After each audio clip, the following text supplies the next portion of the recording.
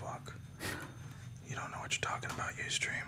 Ustream producer is not the best product, but it's free as shit. Yeah. And it's just as good as like tricorders, like those TriCasters. Those things are expensive as shit. Everything on the internet now. Yeah. I bought a Garmin, the navigation. Meanwhile, Yeah. you can download Wave for free, and it's just as good. From what I hear.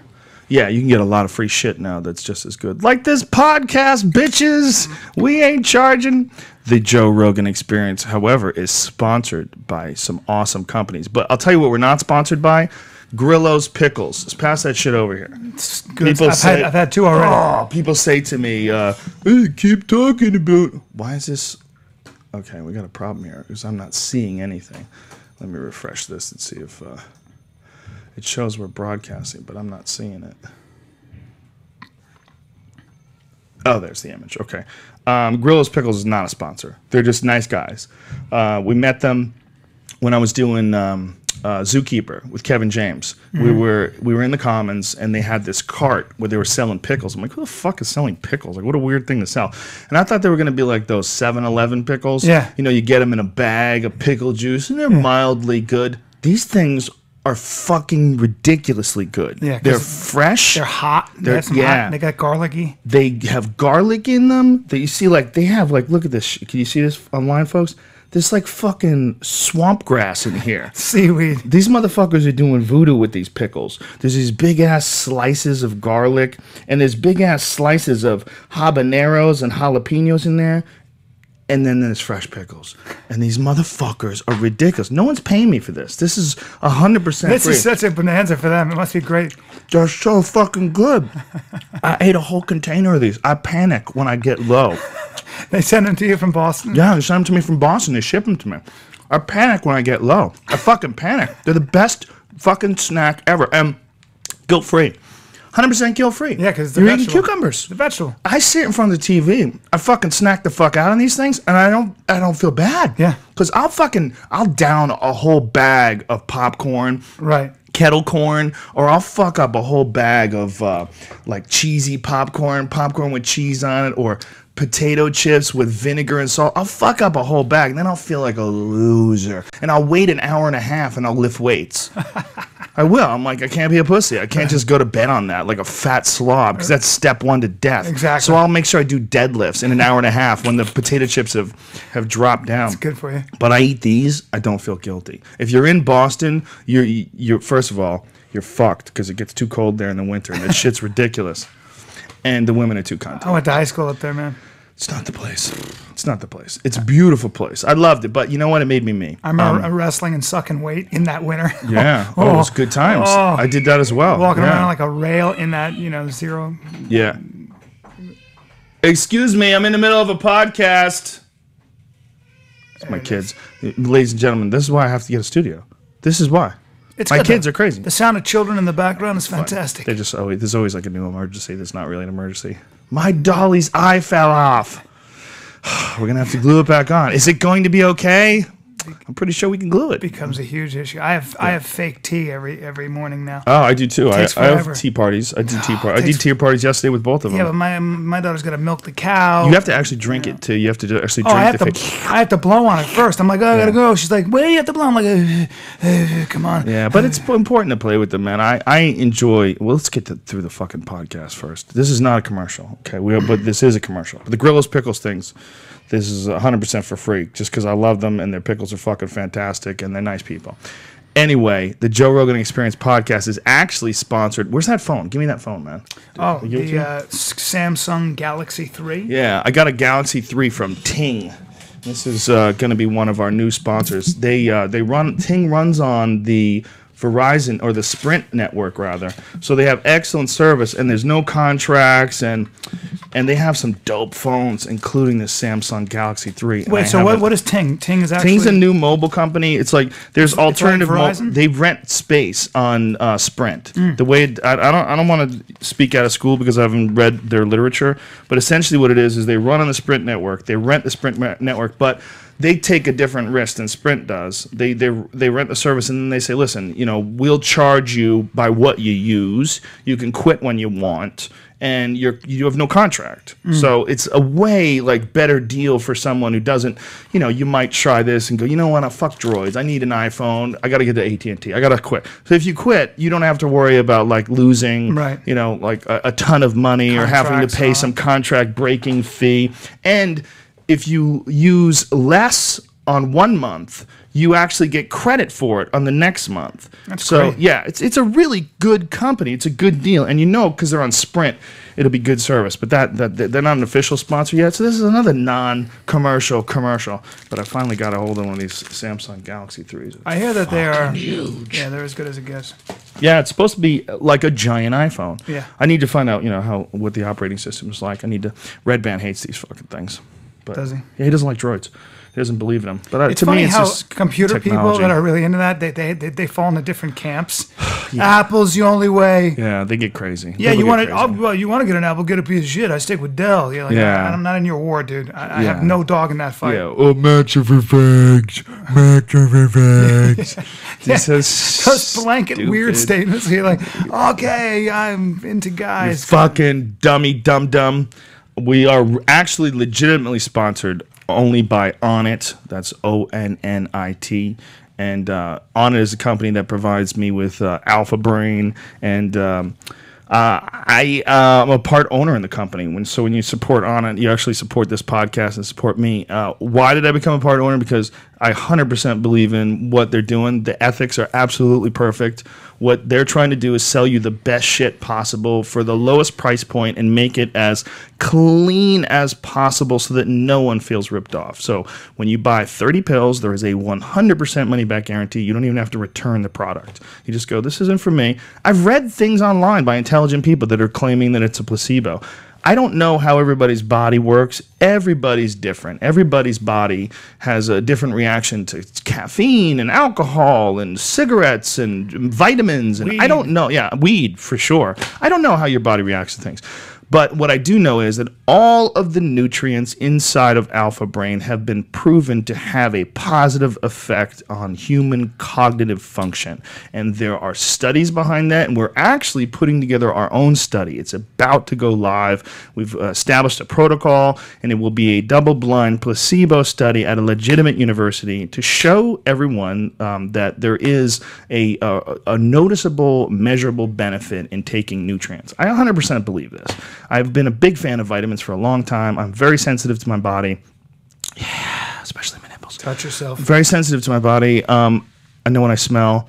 I know when I feel good. I know the difference when I take fish oil and I don't take fish oil. I always talk about this. For jiu-jitsu, if you take jiu-jitsu, there's two things that are a must. Acidophilus and fish oil. Acidophilus, healthy bacteria, very important. Keeps staph away. So important. Ringworm, everything. And colds as well. Because when you come in contact with colds, a lot of it is through your hands touching things. Well, what acidophilus is this yeast and milk culture is a very aggressive culture. And it's mutually compatible with your body. So you can take it and you're fine. And it's all over your skin. Well, when it comes in contact with some bugs, it just gangs up on it and beats the fuck out of the disease. It's like having an army. It's like having a healthy army. That kombucha that you grab from my fridge. Yeah. You never find my fridge unless it's got kombucha in it. It's never not stocked with. It's got a mushroom bacteria. Yes, yeah. It's got healthy things that you take in your body. Well, we have to realize that our bodies are not just your body. It's not just hey, I'm Bryan Callen. Your body's is a my verb. blood and my water. Yeah, there's a lot of stuff in there. And the other thing that they are finding is that essentially your body is like almost like an ecosystem in its own. It's made up mostly of organisms. It's made up mostly of microbes and good bacteria and bad bacteria. And when you keep the balance of bad bacteria in relation to the good versus the bad, that's how you maintain good health. Absolutely. And science, and a lot of scientists now are working on cultivating the bacteria in your body so that you have only good bacteria, or you manage it accordingly. And that's the future in some circles of how you're going to be even healthier future. What we're trying to provide it on it is all things that have a positive effect on the human body. All of our supplements like Alpha Brain, Shroom Tech is another one. Shroom Tech is based on the cordyceps mushroom, and which has been shown to have a positive effect on your ability to assimilate oxygen. And this was actually discovered by high altitude herders. They found that that their animals were eating these mushrooms and they were having more energy. They were moving around more, and there was a noticeable difference. So they started eating them. Wow. Yeah, and the way they grow them is fucking crazy. It's a fungus. They actually have to grow it on caterpillars. It's insane. It's insane. It's weird, and it's really hard to cultivate, and it's really fucking expensive. But if you use the code name Rogan, you get 10% off any and all the supplements. Everything we sell you is the best shit you can buy. Everything. It might not be the cheapest, but it's the cheapest we can sell it, and it's the best shit possible. Like hemp force protein. Hemp protein is the easiest protein for your body to digest. It's much easier than whey protein. I like whey. I love like muscle milk and stuff like that, but it fucking lights my asshole up like a cannon. Yeah, it's got a lot. It's hard to digest sometimes. Yeah, whey is it's not as nearly as easy as hemp. And there's some good hemp. There's like Manitoba Harvest. I've used that stuff before. That's like a chocolate hemp, but it cannot fuck with hemp force. Hemp force tastes so much better. And one of the reasons is because we use the best quality hemp hearts. We use hemp hearts, the best quality you can get. It's so hard to get that you can only buy 50 pounds of it a day. So we have to put a new order in every day because these hemp hearts, we can't grow them in America because of this cunting government. And even though Vermont and 2 other states have passed laws allowing them to grow the non-psychoactive Federal plants, government won't allow them. The federal government said they would come in and arrest people, and in no unequivocal terms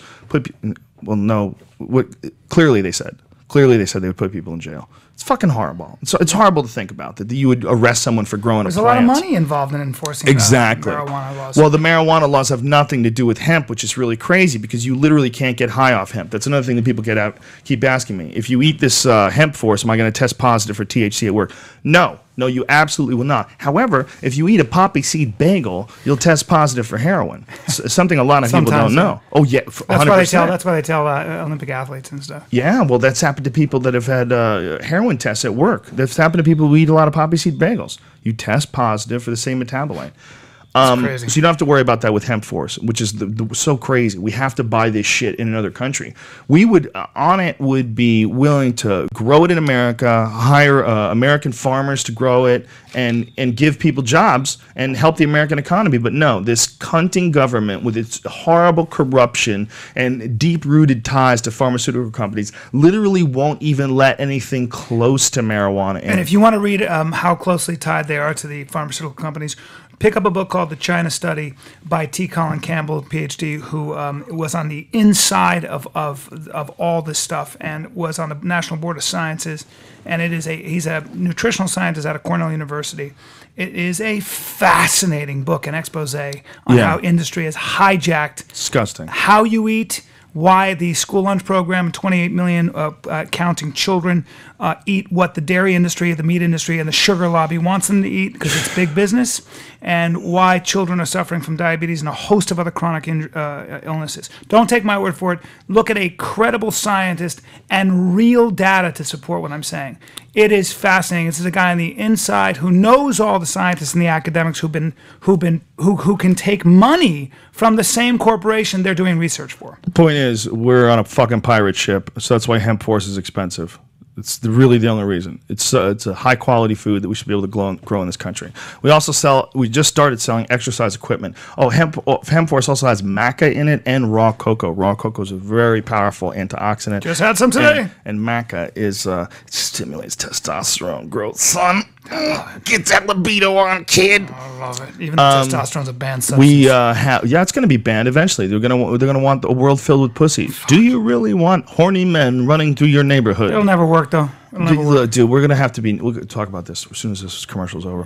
Kettlebells. That's what I'm all about, ladies and gentlemen. And we sell a host of kettlebells in packages at onnit.com. And again, these bitches aren't cheap, but they're the best quality you can get, as cheap as we can sell them. They are essentially cannonballs with handles on them. They're fucking fantastic. They're Troy kettlebells. They're the best we could buy. They have the perfect dimensions. They're fucking so durable. You buy them once, you have exercise equipment for life. They literally are a lifelong tool. They will never break. They're a fucking iron cannonball with a handle on it. Where's a good place to get kettlebell exercises? Online. YouTube is the best. Okay. It's free. YouTube is free. We're making a kettlebell DVD that you can work out along with me with Steve Maxwell, because Steve Maxwell, who is a black belt in Brazilian Jiu-Jitsu, as well as a like world-renowned kettlebell instructor and fitness instructor, and just a brilliant guy. I love having conversations with him about fitness because I always learn something new. I've been working with him for years, and we make little videos on my cell phone. Like he'll show me the exercise, and we'll do a video. Like he got me through. He's got like a bunch of exercises that he's programmed for me. One of them was just a full body weight exercise routine where I did nothing but body weight, something I could do in a hotel with a towel over a door. Like he's really into like that. Shit. Like I love that, man. so you can do a full workout, and it's a brutal body weight workout. It's fucking one-legged squats and shit like that, and one-arm push-ups. You can get in crazy shape. Oh, Hindu push-ups, Hindu squats, and it's a ruthless workout that you could do in a little room. Yep. You know, push a chair to the side, and you got a gym in your hotel room. It takes 15 minutes to kill yourself. Actually, so we're gonna make DVDs and have them also for sale at Onnit. So Steve Maxwell's in, which I'm very excited about because I wanted to make sure that if I'm doing a video, I don't want to fuck anybody's back up. I want to fucking do everything wrong, my monkey ass, and then have you do it. You know. So we'll have that soon. All right. And I'm going to record the Joe Rogan soundtrack in the background. It'll all be. It's a Joe Rogan. Joe Rogan. What's the soundtrack? Well, this is the podcast about to start now. Use the code name Rogan. Get 10% off any and all supplements at onnit.com, including the Hemp Force and the kettlebells and the battle ropes. However, we're selling those bitches as cheap as we can. Battle ropes are the cheapest you can find on the internet, and battle ropes are another awesome caveman style manly motherfucking workout. Go to onnit.com. ONNIT. Hit it. I was just gonna say, I think when you sing a Joe Rogan song, you gotta get down deep like this. I don't have the whole song, but I got certain verses. Hello, Joe Rogan, he is your friend. Joe Rogan, he is the man. Joe Rogan, he's got the best damn podcast in the land. He's got a thick, short neck and a wide face and very expressive eyes. Very expressive eyes. He's got long arms and short legs and a high tight ass and a barrel of snakes for a back. A barrel of snakes for a back. Not to mention the fact that his lower extremities would be more at home on a mule than a human being. He's Joe Rogan, he's your friend. Joe Rogan, he is the man. He's Joe Rogan, he's got the best damn podcast in the land. Thank you very much, everybody. I didn't know if I should help you end it or. Dude, that's all I have. That's all I have, man. It's emotional. That's all. I can't, you guys. Maybe I'll add some more verses, but that's all I've got for now. How was Schaumburg? I started singing that stupid song in the shower. You sing that song? I was like, yeah. I don't know why. I was like, I woke up in the morning. I was like, I'm bored, and I was like, Joe Rogan, he is my friend. His name is Joe Rogan, and I started breaking down your body. You might have like the worst sense of beat and rhythm ever. Oh, dude, I'm the terrible singer. What are you talking about? I'm the worst. I am the. Please, somebody, please put that to music so I can just revel and play it on a loop in my car. I would be a terrible musician, dude. Why were you thinking about my body when you're by yourself? That's crazy. I was soaping myself down. Yeah, and I was touching myself. I don't know. Makes me feel weird, man. I was feeling I wanted to be as thick and wide as you. Not really happy about it. He's thick and wide. I can't go north to south, so I go east to west. Yeah, you're thick.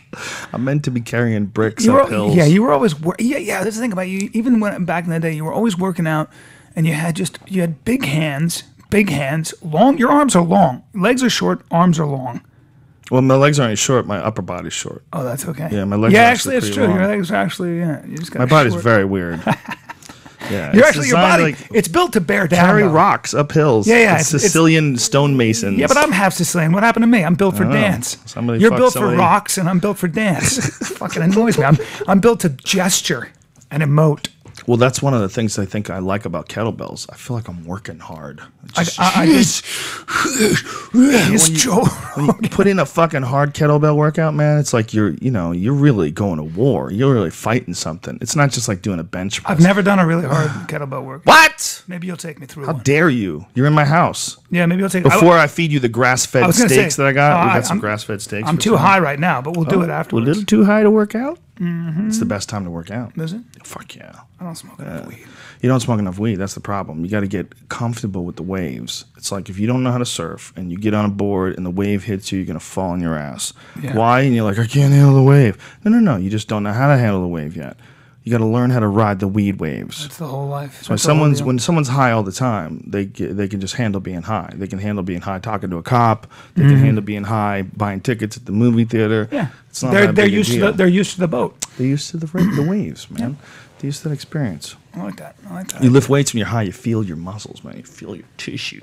You do feel everything way more intensely. You feel it. Everything pops and stretches better. It feels great when you stretch high. Stretching high is like one of the great pleasures. Right? Oh yeah, I do jujitsu high all the time. Whatever you gave me, I feel I have good energy right now. Yeah, it's a sativa. It's called sage. Sativa. Yeah, it's a sativa. It's all positive and energetic. It's not like I've never done stand up high like this. Yes, you have. We got you high once before a show. Yeah, that's true. Oh, that's right. In fact, that was great. I did great. That was fucking. That's right. That was at the ice house, and I started talking about saving a baby that was trapped under a smart car. You should get high before every show, man. For real. Yeah. Why fuck around? I think I will. Why fuck around? Lately on stage, I don't know if this ever happens to you, but I'll get just a winkling of an idea, and I just start following it on stage, and sometimes it just starts forming itself. Other times you're like, where am I going with this? What are you doing this weekend? You got gigs? Yeah, I'm going to be in, actually, I'm glad you reminded me, I'll be in Vegas at the Paris, which is a great new room, and I'll be there Thursday, Friday, Saturday. Come out. That's Court McGowan's place? Court McGowan's place. Powerful Court. At the Paris, and it's great, and Court will be middling for me.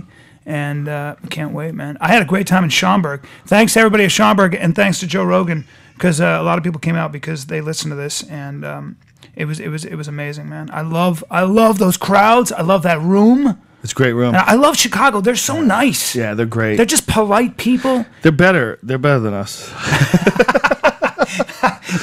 I love the way you said that. You looked down. No, they're better than us. They are better than us. They're real people. They have to deal with this winter.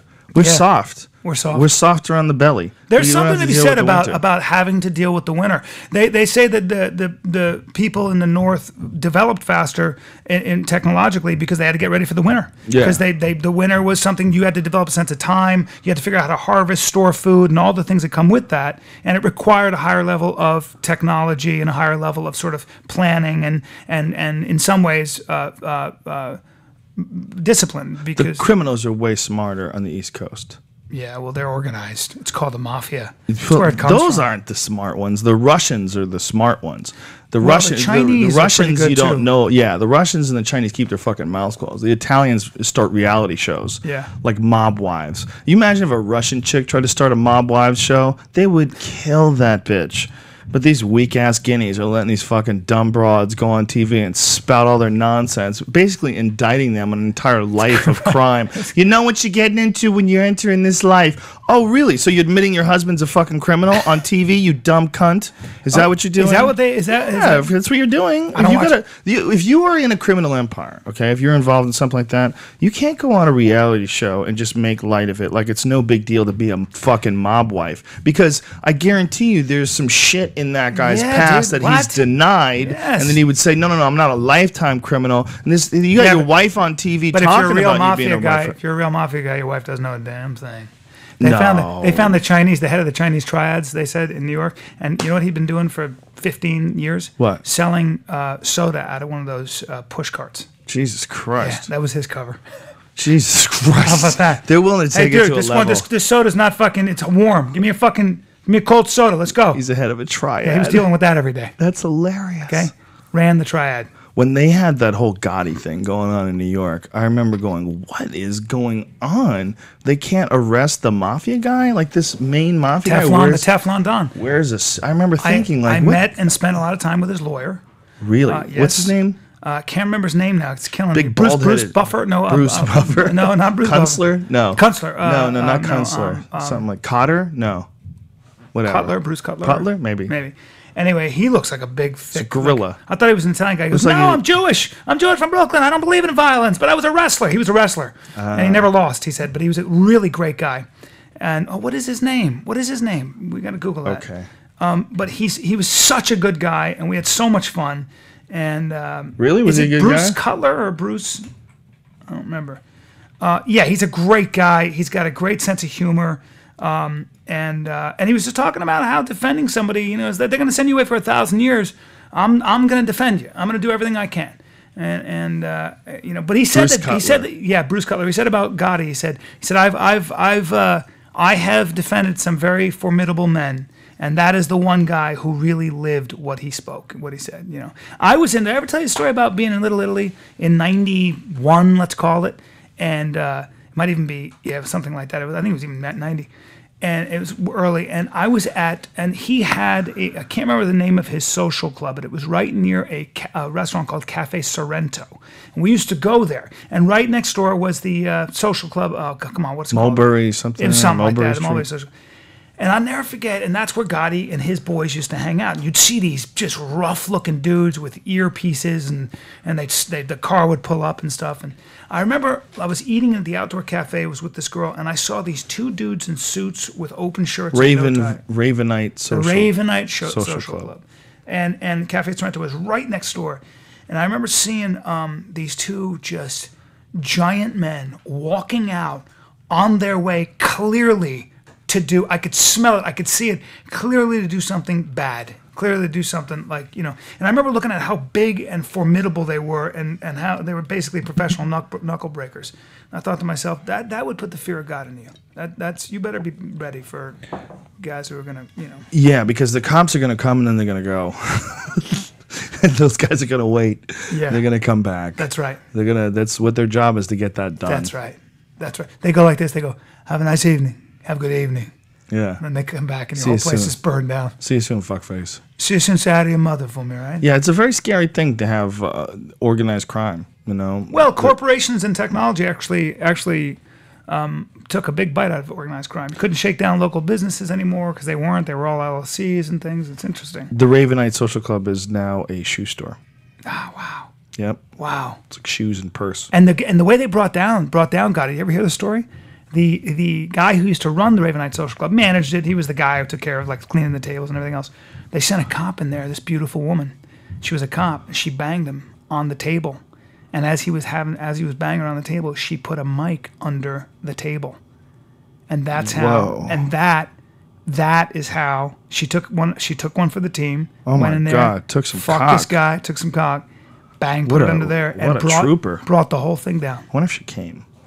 It's a good question. What if she was so turned on by the fucking scandal? She was a sexual patriot. Wow. And I appreciate Sexual patriot is a new distinction. There it is. I've never heard of a sexual patriot before. Oh, by the way, everybody, thank you for making Man Thoughts with Bryan Callen number 9 yesterday. Thanks to the Joe Rogan podcast, because I know a lot of you guys are just going over from here to there. I mean, that's kind of crazy. People love you. I started talking about the 10-minute podcast. I started talking about my podcast the next day. It's like my buddy was like, "You're number 13, dude," on iTunes. I was like, have you ever seen the YouTube comments whenever we request people to go look at a video? No. No. It's hilarious. Whenever I've recommended an Allman Brothers song the other day, and you go to the song now, and for the first 3 pages, it just says powerful Joe Rogan, Olive Garden, butthole. Oh, it's awesome. Yeah, it's hilarious. Joe Rogan sent me. Yeah, it's ridiculous. What do you think is your podcast has become a bit of a phenomenon, and as long as I've known you, the one thing I know about you is that you've never, ever lied. You're just an authentic dude.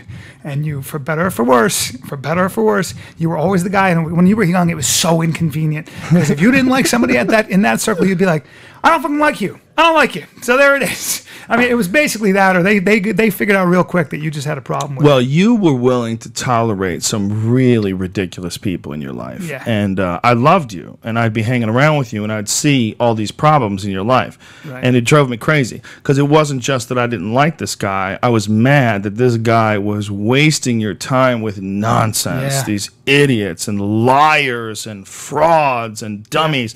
And you didn't want to hurt their feelings, so you accommodated them. That's right. And I was offended. I was offended by them. I was offended by them for being so weak, to run this weak game, and then you were accepting this weak game, so they didn't grow. Do you know a lot of young people listen to this, and we know what I figured out after a while, and why I don't do that anymore, why I don't suffer fools anymore, is because when you suffer fools like that, what you're doing is actually taking your time away from and from real people who do deserve your time. Exactly. You know, who are not imposters. It's not good for them either. The fools, if you let a fool be a fool, they have to be a fool.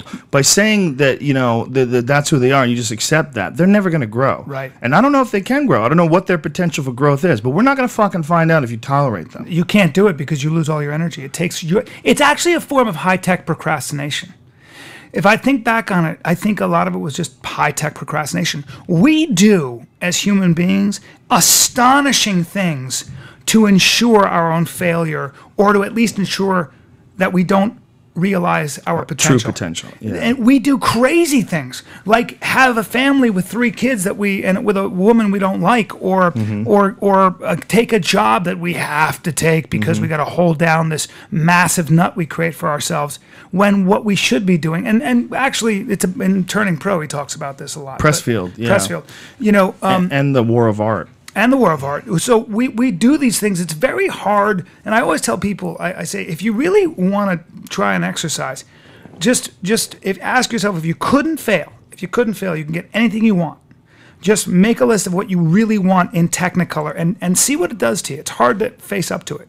You know, a lot of people have like competing like notions in their own mind about money. You know, they were psychiatrists talking about how you have all these weird things like money can't buy you happiness. It's the root of all evil. Right. But we all want money. Right. So within our own mind, we have these major conflicts of interest whenever you bring up the word money, because it conjures up both negative and positive images in us. That's interesting to me, because you and I know that if you make enough money, you can do a lot of good with it. You can make a difference with it. So everybody should be trying in some way to be, it's not just about money, but trying to be the best they can be, because you'll make a difference. But I think within ourselves, part of the human problem, and something you have to face up as you get older, is the fact that there are a lot of contradictions within your own mind because they've been given to you. You know, it's really hard sometimes to just have, because you have to actually think you deserve it. And most of us are conditioned to be guilty about having too much, you know. Yeah, well, there's a lot of people in this country that feel like it's okay to be angry at you because you're successful. There's a lot of people that will say, like, oh, fucking rich asshole. Much less in this country than other countries, and I'll tell you why. And one of the strengths of our country is this, and George Will he gave a great speech about this. The great thing about America is that all of us out there know, and I hope we're not losing sight of this, because in some ways you can get cynical about the way this world is wired now, but the bottom line is a lot of Americans know, I may be poor today, but if I do the right thing, I might be rich tomorrow. Yeah. And that sense of potential in the American character is what drives this economy. It's why we're so innovative. That's all well and good as an ideal, but the real problem has nothing to do with America as an ideal. The real problem has to do with weakness of character and people not liking people who are successful. Yes. You know, I had a friend who will remain nameless, but he's a very nice guy, and he's a comedian. He's sort of a bit of the self-hating, nebbishy type. And he's like, God, you're always doing this with your body. Like, why? You know, why have all these muscles? Why be in shape? Like, why are you so concentrated on that? Like, for real. I go, if I gave you a pill, and in that pill, all you can do is you take this pill, and you all of a sudden you're a super athlete. You're a person who's unlike 99.9% of the people you run the street. You're a martial arts expert. You could choke people. You could kick the shit out of them if you wanted to. You can defend yourself. Wouldn't you take that pill? And he goes, yeah, I would. I go, well, that pill is just hard work. Right. If you do hard work, you become that. And see, I did it without a pill. Consistency. Yeah, man. it's the same thing. It's like there's nothing wrong with being in shape. The only thing that's wrong with being in shape is if you're not in shape and you see a guy's in shape and you see a woman react to that guy in shape in a very sexually attracted way, it makes you feel uncomfortable. Right. So you want to pull the goalpost back. You want to make the game easier. You don't want to compete with this guy. You know, and it starts with, like I always tell people, you know, first ask yourself, be honest with yourself, man. Sit there alone and ask yourself what you really want. I mean, ask yourself in detail. Then don't like if you have to get your PhD or something ridiculous, don't look at the top of the mountain. Just take an action every day. I don't care what it is, one little action. And that's what I do. Like just keep taking. It's like working out. Show up. I don't give a shit if you start with 5 minutes. When you show up too, you develop momentum. That's it. When you start developing momentum, the human being relies a lot on momentum. It's a habit. We're beasts of habit and momentum. And when you have a habit of working out all the time, if I don't work out for a few days, I feel super uncomfortable. I don't feel good. Me neither. You have to exercise on a regular basis. And when you do that, you develop momentum. When I write a lot, I get on a momentous sort of a wave, and I feel good about it, and it becomes a part of my habit. That's what you have to do is give yourself positive habits. Yeah, positive habits. Yeah, positive habits. Success is a habit, by the way. You're right. Yeah, be proud. Yeah. Be proud of getting work done. Be happy that you're getting work done. I mean, that is what you do. But you know, a lot of people also remember you surround yourself with a lot of people who aren't happy for you. They're not actually your friends, but what they are is they're comfort. They're creatures of comfort. They're not actually your friends. And I think it's important. Sometimes you got to change your fucking gang. You got to change your group. One of the reasons why you and I were such good friends when I met you is like first of all, you were the closest guy to me I've ever met in my life. I was like, holy shit, here's this guy who's like exactly like me, and you required nothing. You had no, like, what, man, you're not gonna come to my birthday party? There was no creepy dummy shit in there. And I had just gotten out of a friendship where I had to kick a guy out of my life because I was friends with him when I was broke, and then once I got on television, he got really fucking jealous. And he said a lot of dumb shit. I asked him not to give away my phone number. I said I have 2 phone numbers because I've always had like a media phone and then a regular phone, because when you do media, like you do radio shows, they have to call you back, and I want to have a phone where if I pull it out of the wall, I don't give a fuck who calls, you know? So I have that phone. So I said, just do me a favor. Your friend, who, by the way, just got out of a mental institution, would you do me a favor and just give him my other phone? He doesn't fucking care about you, man, just because you're on TV. Your friend just got out of a mental institution. He's fucking crazy. All I'm asking is, if you're going to bring this crazy guy into my life by connection, give him the media phone. That's all. And he went in this, well, you think you're such a fucking badass because you're on TV? I'm like, what is this? What are you even talking about, man? I'm asking you not to give your crazy friend my number. That's it. Yeah. That's it. And all of a sudden it has to become some attack on, on my success. And it wasn't even a big success. It was just a little part on a sitcom. But you remind them of what they're not doing. And I think a lot of people go into this notion of scarcity, this idea that there's only a certain amount of the pie, and if somebody else is doing well, I'm not going to do well. They're not even thinking that. All they're thinking about is themselves. They're not looking at it as this giant picture of resources. All they're doing is just like being a baby. Yeah. All they're saying is, what about me? I had a friend who got a part, and as he got a part in a sitcom. His girlfriend started crying. I'm never going to get anything. Oh, God. What about me? Like, this guy just got a part in a sitcom. He was so happy. He was like, I can't believe I got it. I nailed the audition. I got it. I worked with my acting. That's a huge deal, man. What about me? What about me? That's why I don't date actresses. Yeah. Actresses. It's part of the song. I have a very strict no headshots policy. It's very important. I always steal that because I went through my headshots phase, and I just stopped doing it. Yeah, you learn. You don't want to date anybody that's as fucked up as you are. That's very important. That's the bottom line. I don't want to date. I can manage my fucked upness. I don't want to introduce yours into the equation as well. The other day on stage, I was talking about my daughter, and I was like, I just don't want her to date a guy like me. That's all. So I got to play a character for the next 15 years, so she imprints on somebody different. Yeah. Well, my friend said, what are you gonna do if they start dating girls or start dating boys? I'm like, guess what? Girls like boys. That's it. Boys like girls too. The only thing you can do is this. Here's my philosophy. It's good. They're supposed to like girls, and just girls are supposed to like boys. Instill them with the right values and a good mind. They're going to make their mistakes. That's all you can do. People are just afraid of their children. And by the way, make sure up. if they're looking up to a yoker like Kim Kardashian, just give them an alternative. They're not going to look up to that dummy. It's real simple. If you don't fuck your kids up, if you raise them like their friends and you talk to them and communicate with them, they're not going to be attracted to something as stupid as the life of Kim Kardashian. I remember watching you. There's humor in that. Yeah, I remember watching you with your first daughter, and you would talk to her like an adult. And when I would talk to her like this, because I didn't know anything about kids. Well, we play, I play with my kids, but I talk to them, and I think kids know a lot more than you think they know. Yeah. I mean, I'm down to play princess. I'm down to pretend Santa Claus is real. I'm down for pretend. But when it comes to emotions, one of the first things I do whenever I catch them doing something wrong, like they hit each other or yell at each other, I always tell them that I did the same thing. Always. Like one of them bit her sister the other day. I bit a little girl when I was 5. Got in trouble, bit some girl in her hand. She was sticking her hand in my mouth. So I'm like, "Fuck you, bitch!" I bit her hand. So I told her how I might bad still do that. I mean, after the first 3 times you put your hand in my mouth. Watching her little 4-year-old eyes, like look at me and realize that I used to be dumb and did a lot of I wasn't just her daddy. I wasn't just an adult. At one point in time, I was a little child as well, just like her. And I was telling her I very remember biting this girl, and it was very traumatic. I shouldn't have done it, and the girl was mad, and her mom was mad, and I felt like an idiot.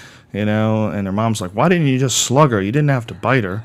And I'm like, "I'm sorry." It just felt like fuck. I mean, I didn't even break skin or anything. It was just so dumb. The worst thing for me, the worst times in my life I can always remember was when I was embarrassed. Do you tell your kids this? Somebody embarrassed me. Do you talk? No, to I haven't told my daughter that, who's old enough now to understand. Yeah, I do, man. I'm going to start. Yeah. Anytime there's any sort of an issue, I think that's one of the most important things. The same with my stepdaughter. She was older.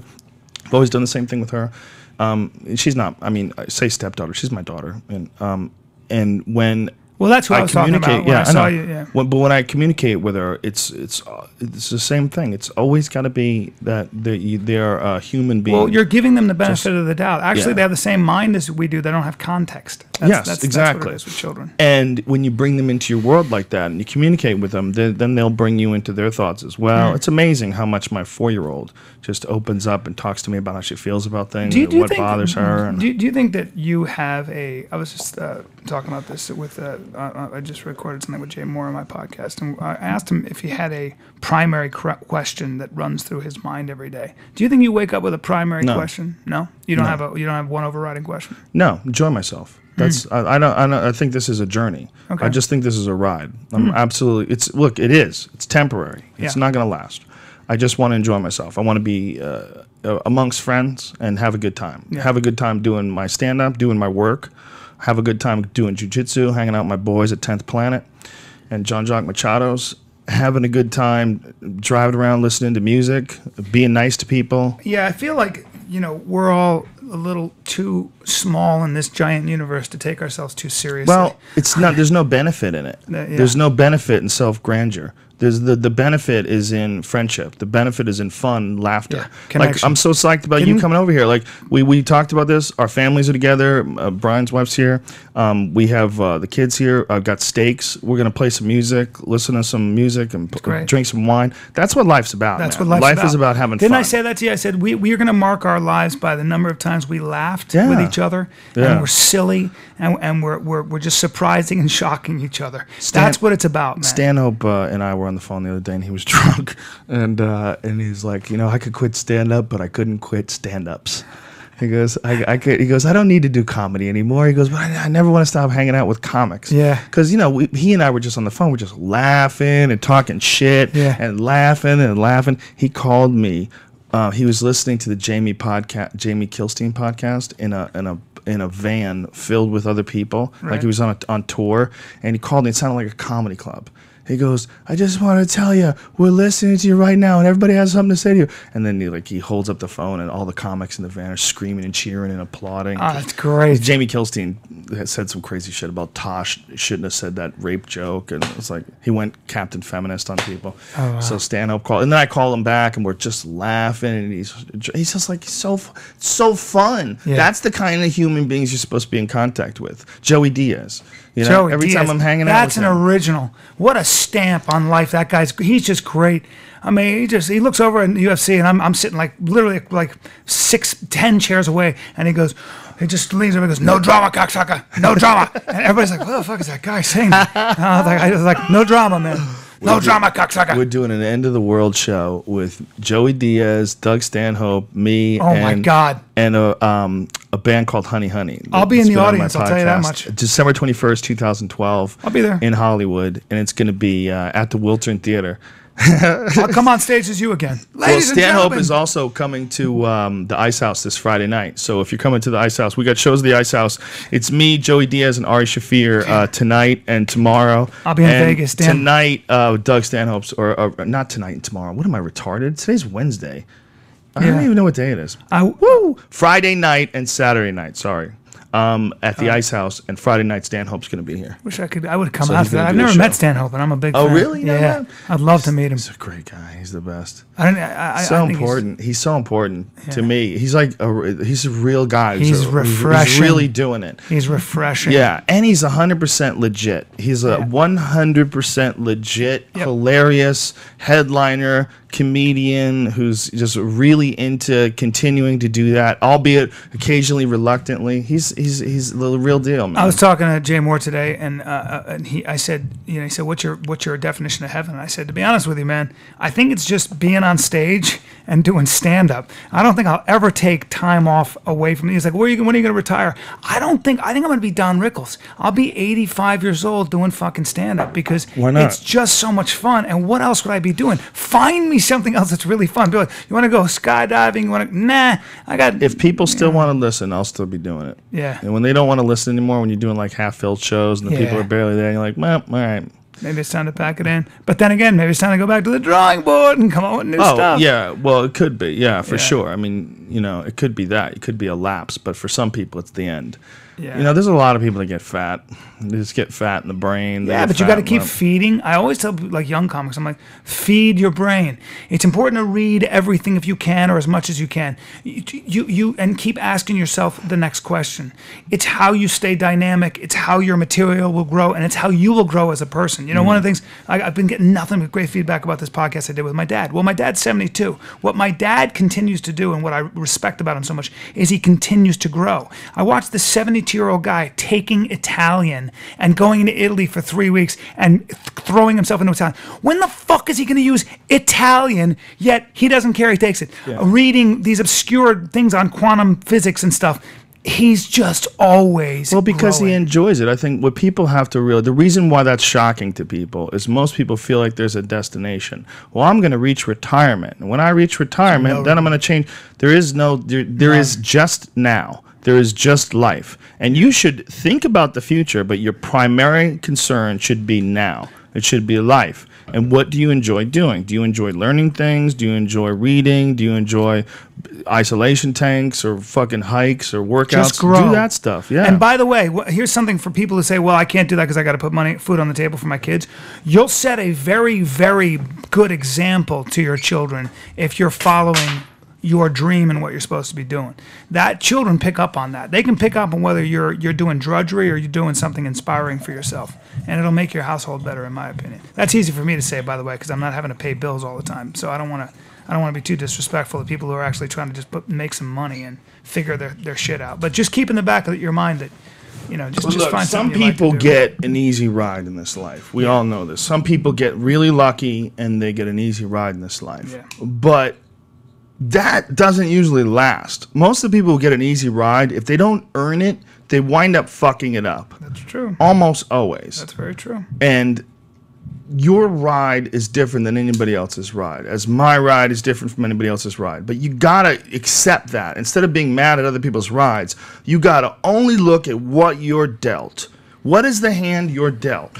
Move from there. Don't worry about this guy who's fucking rich prick. He's born into a fucking rich house. Has nothing His to do with it. dad's a fucking banker. He's got all this money. Kid thinks he's a... That is not your concern, okay? That guy's got his own problems. If you concentrate on him and hate on him, that is wasted resources. What you should be concentrating on is what hand were you dealt? You know, well, I'm not so good at math, but you know what? I think I want to be a rapper. Be a rapper. Concentrate on yourself. Concentrate on what hand you're dealt. And please remember also, this is so important as I get older, there's no doubt about this. Anybody you admire who's really good at something, whether it's the drums, jiu-jitsu, math, whatever, please know this. They've put in at least 10 years of really hard work. Not always. No, but I'm saying some people are prodigies. They get good quick. But anything that you want to get good at, you're going to have to put daily practice into, and should always do it for the sake of the practice, not the result. You get just as much, like somebody said, well, I don't know, by the time I get my psychology degree, I don't know if I get, look, you're going to be, while you're trying to get your psychology degree, you're going to be meeting people you want to be around who are dynamic and interesting because they're going to be doing the same thing you're doing. So the fun starts almost right away. Yeah. You know? Well, it's people just get scared about long-term goals and long-term commitments. It's like, just keep working. You're going to keep working anyway on something, right? Are you just going to stop moving? You're going to work on feeding yourself? You're going to fucking move forward. Tim Ferriss said something interesting in his book. He goes, my goals, I don't set these 10-year goals. I set 3-month goals, 6-month goals, 9-month goals, 12-month goals. That's a good way to do it. You can get a lot done in 3 months. You know, just something simple. I don't set any goals. You know? Never. Never set goals. I set objectives, like as far as like what I want to get done in days during the day.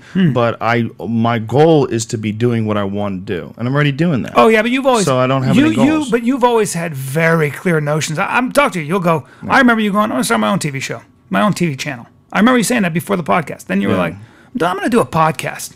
So you get these ideas, and the difference between you is that once you get an idea, like once you're into something, whether it's a video game or a sport, you're a cuckoo bird about it. Fucking cuckoo. Like, I'm like, what are you doing? He goes, I just finished practicing Quake for 15 hours. I fainted. I'm like, well, you know, how about I'll do it for an hour and 15 minutes. 15 hours. I fainted. I didn't get any water. That's you. Well, I grew up completely obsessed with martial arts, and that mindset of the practice of martial arts, which was defining for me, which like made me a human being, was the first thing I was ever really good at. That became the way I lived my whole life. Live life like you're about to do the most dangerous thing you could ever possibly imagine. So you have to be obsessed with it to get really good at it. Yeah. I can't like half-ass something. I get crazy. But why do you think you would be good at stand-up? Were you a class clown? I didn't think I was going to be good at stand-up. I didn't either. I had a very specific idea that the only people that laughed at me were the people that were these sick fucks that I trained with. Because those are the people that taught my friend Ed Shorter and my friend Steve Graham. Steve Graham is still one of my best friends to this day. When I was a little kid, I used to make everybody laugh at the Taekwondo school. I would do these impressions of my instructor having sex with one of the students. You know, I never did any of that. I would do it like in the voice and with their accent and shit, and it would be like one of our friends. Was your instructor? Really want that blue belt? Was he Korean? Your instructor? Yeah. Well, it wasn't that guy. It was another guy that I actually made fun of, who was like more of an assistant. My instructor was Korean, and we really respected him. He's still an amazing guy, one of the most influential people in my life. But I used to call fellow students as him. And I'd be like, hello, you know, as a child, you know, and I'd say, my friends would freak. They'd be like, hi, sir, how are you? Like, why is he calling me? He never called anybody. We definitely have that in common, that we used to do impressions of people that we knew. Yeah, that's like the first kind of humor. You recognize something goofy that someone does, and so you repeat it, and then I would put them in ridiculous scenarios. But my first comedy came from high school. When I was in high school, I was not a funny kid. I was a much more troubled kid than I was funny. But I was an artist. And when no one was around, I would go into Mr. Hallman's class. Mr. Hallman was this really wacky science teacher. He was really fucking crazy. And I knew how to draw him. I always forget that you're a really good drawer. Yeah. I always forget that. Oh yeah, I wanted to be a cartoon a comic book artist. Wow. I dedicated a lot of time, and it was one high school teacher that sucked. that completely turned me off to it. I was like, I can't do it. Thank God for him. Yeah, thank God for that. Maybe guy. not. I mean, I would have enjoyed being an artist. Maybe I wouldn't have had to, be so. Yeah, but I can't see you sitting at a drafting table all day. Yeah, maybe. Maybe, I don't know. I don't know. I enjoyed it though. I really enjoyed illustrations. What was my point? By the way, illustrations are hypnotic, aren't they? I mean, you can paint all day. Like I know painters who said this guy. I can't remember damn his name. You're gonna make me go off track. Oh. Mr. Hallman. Oh, yeah. Okay. I'm sorry. I just have to remember this. So what I would do, my first stab at humor was I would draw pictures of this dude on the board, like pictures of him butt fucking other students, and then there was a guy named Mr. White who was this really short dude who just got back from Vietnam and he was fucking crazy. And Mr. White, I always drew him standing on a chair or standing on a stool. I always drew him standing on top of something. And he was always screaming about Nam, and people would fucking howl. And I would put it on the chalkboard. I got suspended because I drew the Spanish teacher. Spanish teacher wore like a ton of makeup. Like unbelievable amounts of makeup, like a clown. And then I drew her like her face with all the makeup, and then I drew a werewolf. This is her without makeup, and it was really good. Like fangs and slobber. The first time I knew you were really funny, before I'd even seen you do stand up, we were at the UFC, and we were sitting there, and we were on a bus. We were going back, being shuttled back to something, and this is like back in the day when Randy Couture like had his first fight, literally. Right. Yeah. And I remember somebody goes, well, Joe, what are you going to do tonight? And he goes, and you were like, I think I'm going to get in a horse stance, push my balls into my body, and read Nietzsche with a bandana around my head. And I was like, I was like, fucking yes, that's my favorite kind of humor. You gotta say it intense too. We get in a horse stance. There's a lot of dudes who thought they could do that. They thought they could pull their balls into their body. Dude, I used to try. What are you talking about? There's nobody who was more obsessed. The only person more obsessed with martial arts than you was me. Can you pull your balls anywhere? I can't do any movement with my balls. No, you can't do that. You have to push them in. Have you ever tried tantra? You ever tried like squeezing you're strengthening your cum muscles so you don't let any come out? Yeah. Does that work? No, can you make it stronger? Look, it's what every guy does who doesn't come right away, okay? That's what the fuck. It's called maturity. It's learning how to... I remember being younger and just fucking... the minute I smelled a girl, I'd come. I'd be like, oh, fucking, don't move. Too late. Isn't there some sort of a physiological benefit to not orgasming and letting your body like assimilate the cum? Well, the idea is that fighters... the samurai and all that. The idea is that you can boost your testosterone, and apparently the semen goes up your spine. Not true at all. It's not true at all. But believe me, I believed it and used to say it for years. I remember in Taekwondo we'd go like 2 weeks without jerking off or getting laid, and it would just make you it'd feel really aggressive. I wouldn't do that. I tried. I couldn't do it. On Fight Science, John Brankus, that show, they had guys not have sex for like a week or something, and they measured their testosterone, and then they had them like cum and stuff, and there was no difference. They actually have tested a difference scientifically. Fight Science is not the fuck they're talking about. They don't, right? They've shown there's a physiological difference, but it only lasts for 7 days. After 7 days, it normalizes. Oh, okay. But for 7 days, you get a higher level of testosterone. It's like your body's like, come on, last chance to not be a pussy. Let's go get some. Come on, let's go get some. Come on, son, come on. I would think that your body's producing more testosterone to build sperm, but then again, I'm not a fucking doctor. Yeah, I think it's also to increase your competitive drive in order to get some more pussy. It's like your body recognizes like that you haven't scored, you haven't tried to reproduce. Yeah. So because you haven't tried to reproduce, your body's like, listen, let's fucking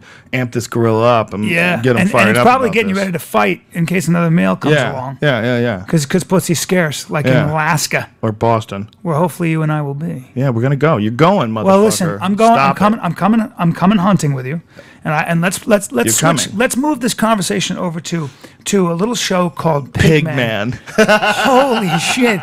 Talk about that weaponry. By the way, I got 40 of them.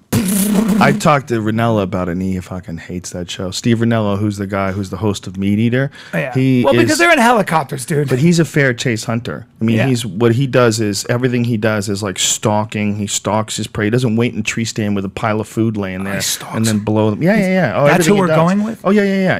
Oh, I'm coming. Oh, he's an animal. You know I'm going to be there. Yeah, you got to go. He's a great guy, too. A very intelligent guy. He's not like your typical, just like hunting. He's a guy who who it's very sacred to him. The whole like he went to a ranch once and they put him in a tree stand, and then he said, well, at 6 a.m. the deer come around because that's when the feeders open up, and he realized there was electronic feeders, and he's ridiculous. like, I can't do this. He wouldn't do it. Yeah. Whereas like Ted Nugent just fucking launches arrows through those pitches. Yeah, I mean, that's literally target practice. It's basically pigs. It's actually domesticated pigs that became feral. Well, the Pigman show's different. I mean, they're actually ridding that area of a pest, right? Yeah, they have a real problem. And with they give pigs. the meat to like poor people. Yes, I think. yes. They give the meat to needy families, and it's good meat. It's good. It's wild pork. It's delicious. Yeah. But the pigs are a huge problem. They destroy crops. Yeah. They spread disease too. They spread disease, and when they plant the seeds, they go in, they root, and they pull the seeds out of the ground and eat the seeds. Pigs will eat anything, and they're fucking huge, so they have to eradicate them. So in Texas, it's legal to hunt them from a helicopter. God, and those guns are unbelievable. They're just taking these fucking pigs out while the pigs are running. They're blowing their brains out, and the pigs do flips. They killed 200 pigs plus and 10 coyotes on one show. Oh, I like coyotes. Why would you like coyotes? Because could you imagine if your baby was outside by itself and a coyote came along? How do you think that would work? My baby's not outside. How do you think that would work?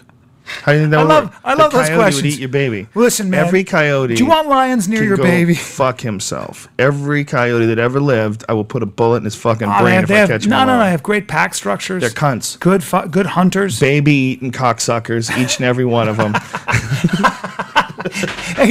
People make up anything to fucking kill something like they eat babies. I have proof. You leave a baby alone. A coyote. There's will a coyote eat show where we kill coyotes called Killing Baby Killers.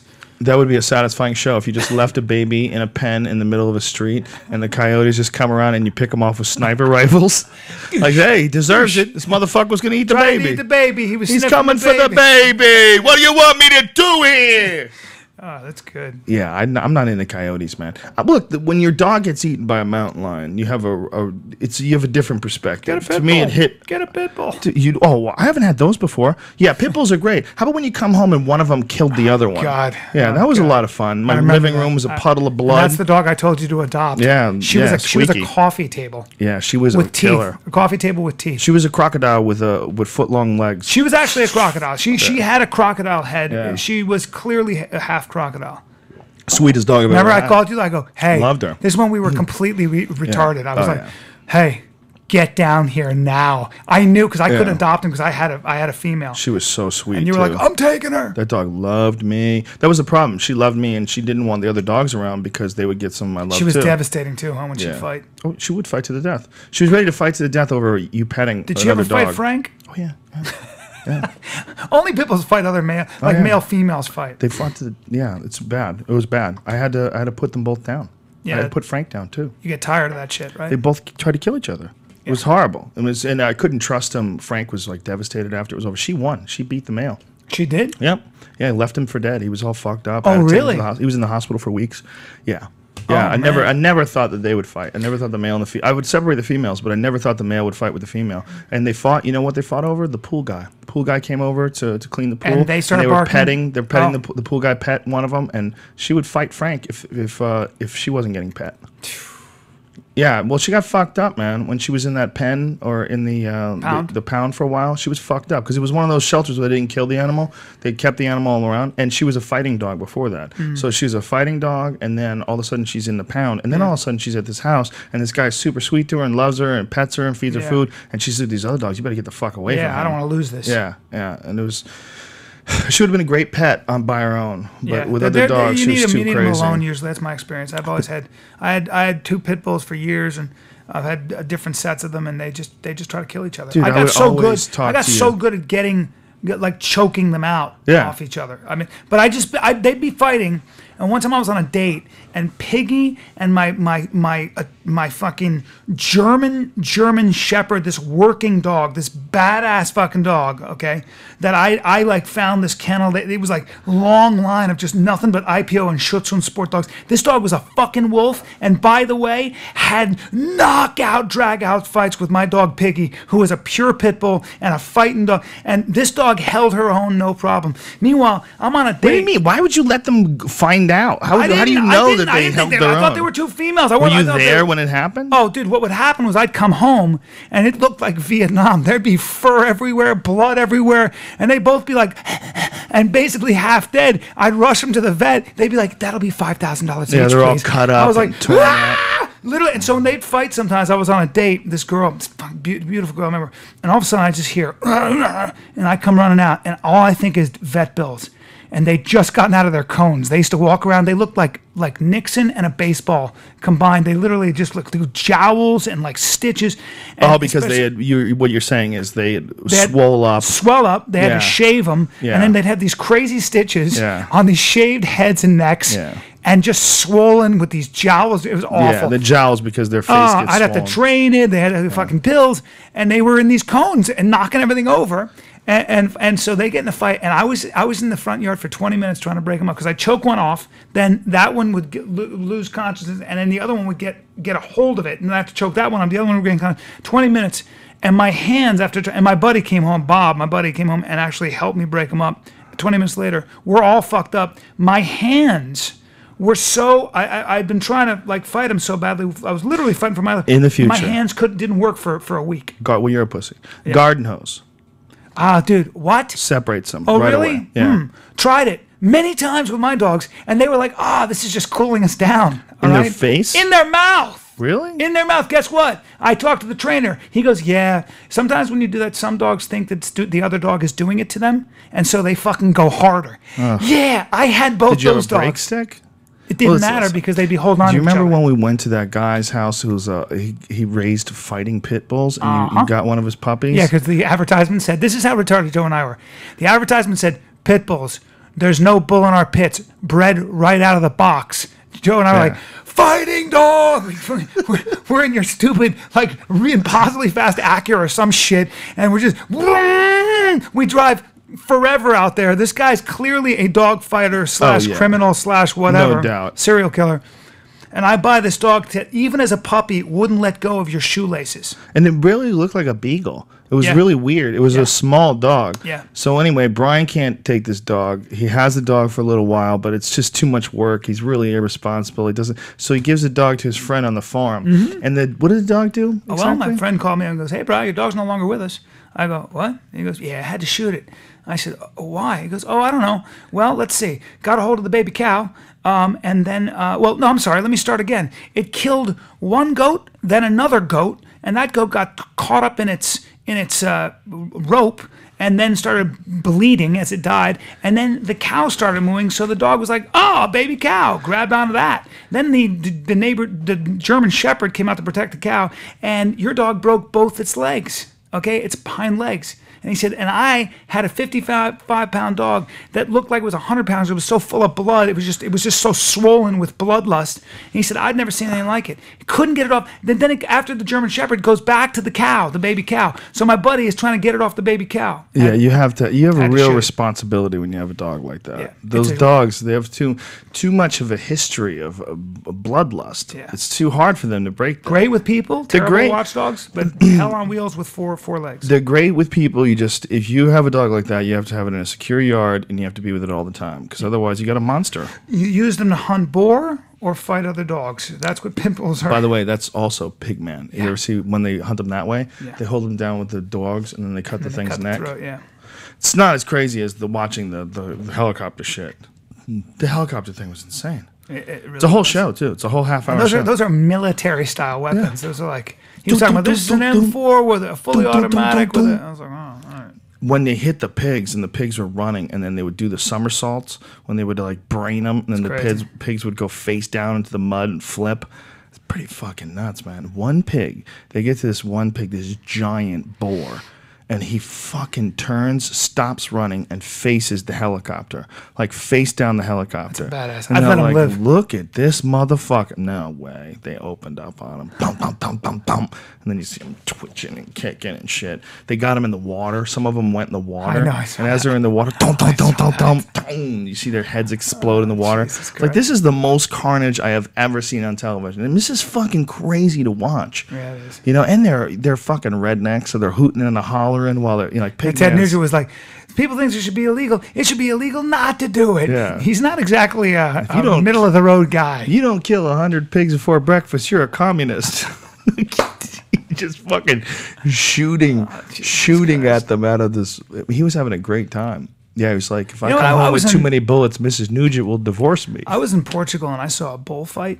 And I was surprised at my own reaction. I got really mad at how they were treating that bull. It made me feel really bad for the bull, and I was fucking actively rooting for it to kill one of those guys. Well, they do on every now and then. Yeah, they do. The last one when the guy had the I don't thing like hurting through an his animal. If eye. you're going to kill it, just shoot it. Don't hurt it. You've seen the horn where the horn goes through the guy's eye? That's the craziest shit I've ever seen in my life. Whoa. Oh, by the way, I believe he came back and fought, couldn't fight anymore, but he fought a symbolic thing, and they were all cheering for him. Jesus Christ. That's a badass. If you want to read the definitive book on bullfighting, and it's really worth it. It's called Death in the Afternoon by Ernest Hemingway.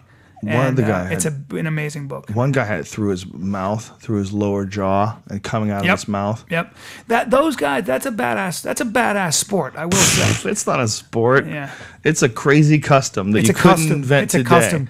It's one of those things like circumcision where you could invent it today. Do you know that it's a law in Spain you're not allowed to approach a fighting bull on foot as a human being? You have to approach it either on bicycle or in a car or in a motorcycle. Why?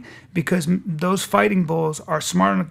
They watch how you move, and they learn very quickly. How. So the first time a bull in a ring sees a man, it's the first time he's ever seen a man on 2 feet. So he doesn't know how it moves. Yeah. And there's a whole thing that they do with that.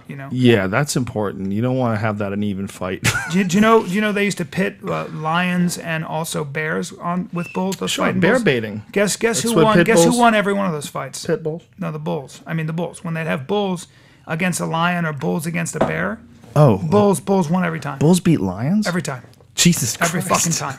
That's what Hemingway says in the things. You're not fucking with a. They can lift a horse. Speaking of which, did you see the YouTube video of the bull elephant that took the Mack truck, got under it with his tusks because he was mad at the Mack truck because he fell out of it, and flipped that shit over? He fell out of the truck. Yeah, they were trying to load him on the truck, I guess, and he fell out of it and was like, "Fuck this." And he got under that Mack truck, and it's a real Mack truck, and flipped it. So turned it right over on its side. So if you have any question about how strong, and by the way, they weigh 10,000 pounds. A bull elephant weighs 10,000 pounds, ladies and gentlemen. Jesus Christ. Is that big enough for you? I wonder who would win, an elephant or a bull. And they're really smart. You can train them to do all kinds of crazy shit. Well, what's really smart about them is their memory. They can see another elephant, which all looks the same to us, but they don't see it for 10 years, and then they run into it, and they run towards each other and hug each other. They can do that with humans, too. That's crazy, man. They know who you are, and they don't like certain people. And I was in the San Diego Zoo, and I was watching them. We paid extra to go and see them, how they clean them, and how they, teach them to give them your hoof so you can check them and stuff. So but they always have a barrier. They're no joke. There's no video. Is there a? It's got to be. Yeah, there's no. It's not. No, elephant. I think flipping Mack truck or something. Yeah, that's what I just put in. Or flipping truck. Elephant versus truck. Elephant. I had to do it for. I did it for True TV. They sent it to me. Oh really? Yeah. Maybe well, what is it like? They sent me the DVD. What is True TV? It was like a show or something? I do this thing called World's Dumbest, like World's Dumbest. Oh, like one of those VH1 things where you make fun of people? Yeah, they just have comics, like making comments and stuff. That stuff's on the way out. You think so? Yeah, TV's on the way out. It's doing well, though. All those silly shows are on the way out. What do you think is going to replace it? The internet. Yeah. Yeah. What's that mean for us? I don't know. It means that our podcast, Man Thoughts at Bryan Callen. I got to come up with That's t-shirts. what you're calling it now? Man Thoughts? Yeah, Man Thoughts. You changed it from the Bryan Callen show to Man Thoughts? Yeah, I can label it now. Oh, we couldn't label it the Bryan Callen show before? Not as much. This is more specific, and it's kind of what I think about. And I'm, and Man Thoughts can comprise a lot of different things. But I'm trying to think of what I got to make some t-shirts that I would wear. Because I don't know, and not that I even want to sell them. I'm just gonna I'm particular about my T-shirts. How about just little tiny cocks all over? There you go.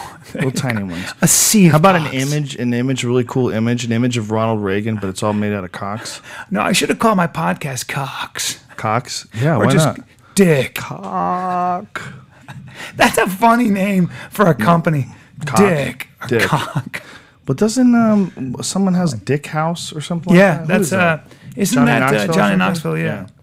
Yeah. My buddy's doing a movie with him. Yeah, you can get away with that. It's weird. Like I watched CNN the other day, and there's a band in Russia called Pussy Riot. Pussy Riot. And Pussy Riot, they broke into a church. Yeah, they got arrested. They got arrested. 2 years in jail. Yeah, they got sentenced to like 2 years in jail. And so everybody was having a demonstration. They had these giant signs that said "Free Pussy Riot." And here CNN is showing this on CNN. And I'm sitting in front of the TV, and these giant signs say "Free Pussy Riot." And I'm like, wow, that's hilarious. Like, what a weird loophole. By the way, like because they called it Pussy Riot, they have to show what these guys are. That's blatantly obscene. Yeah, it is.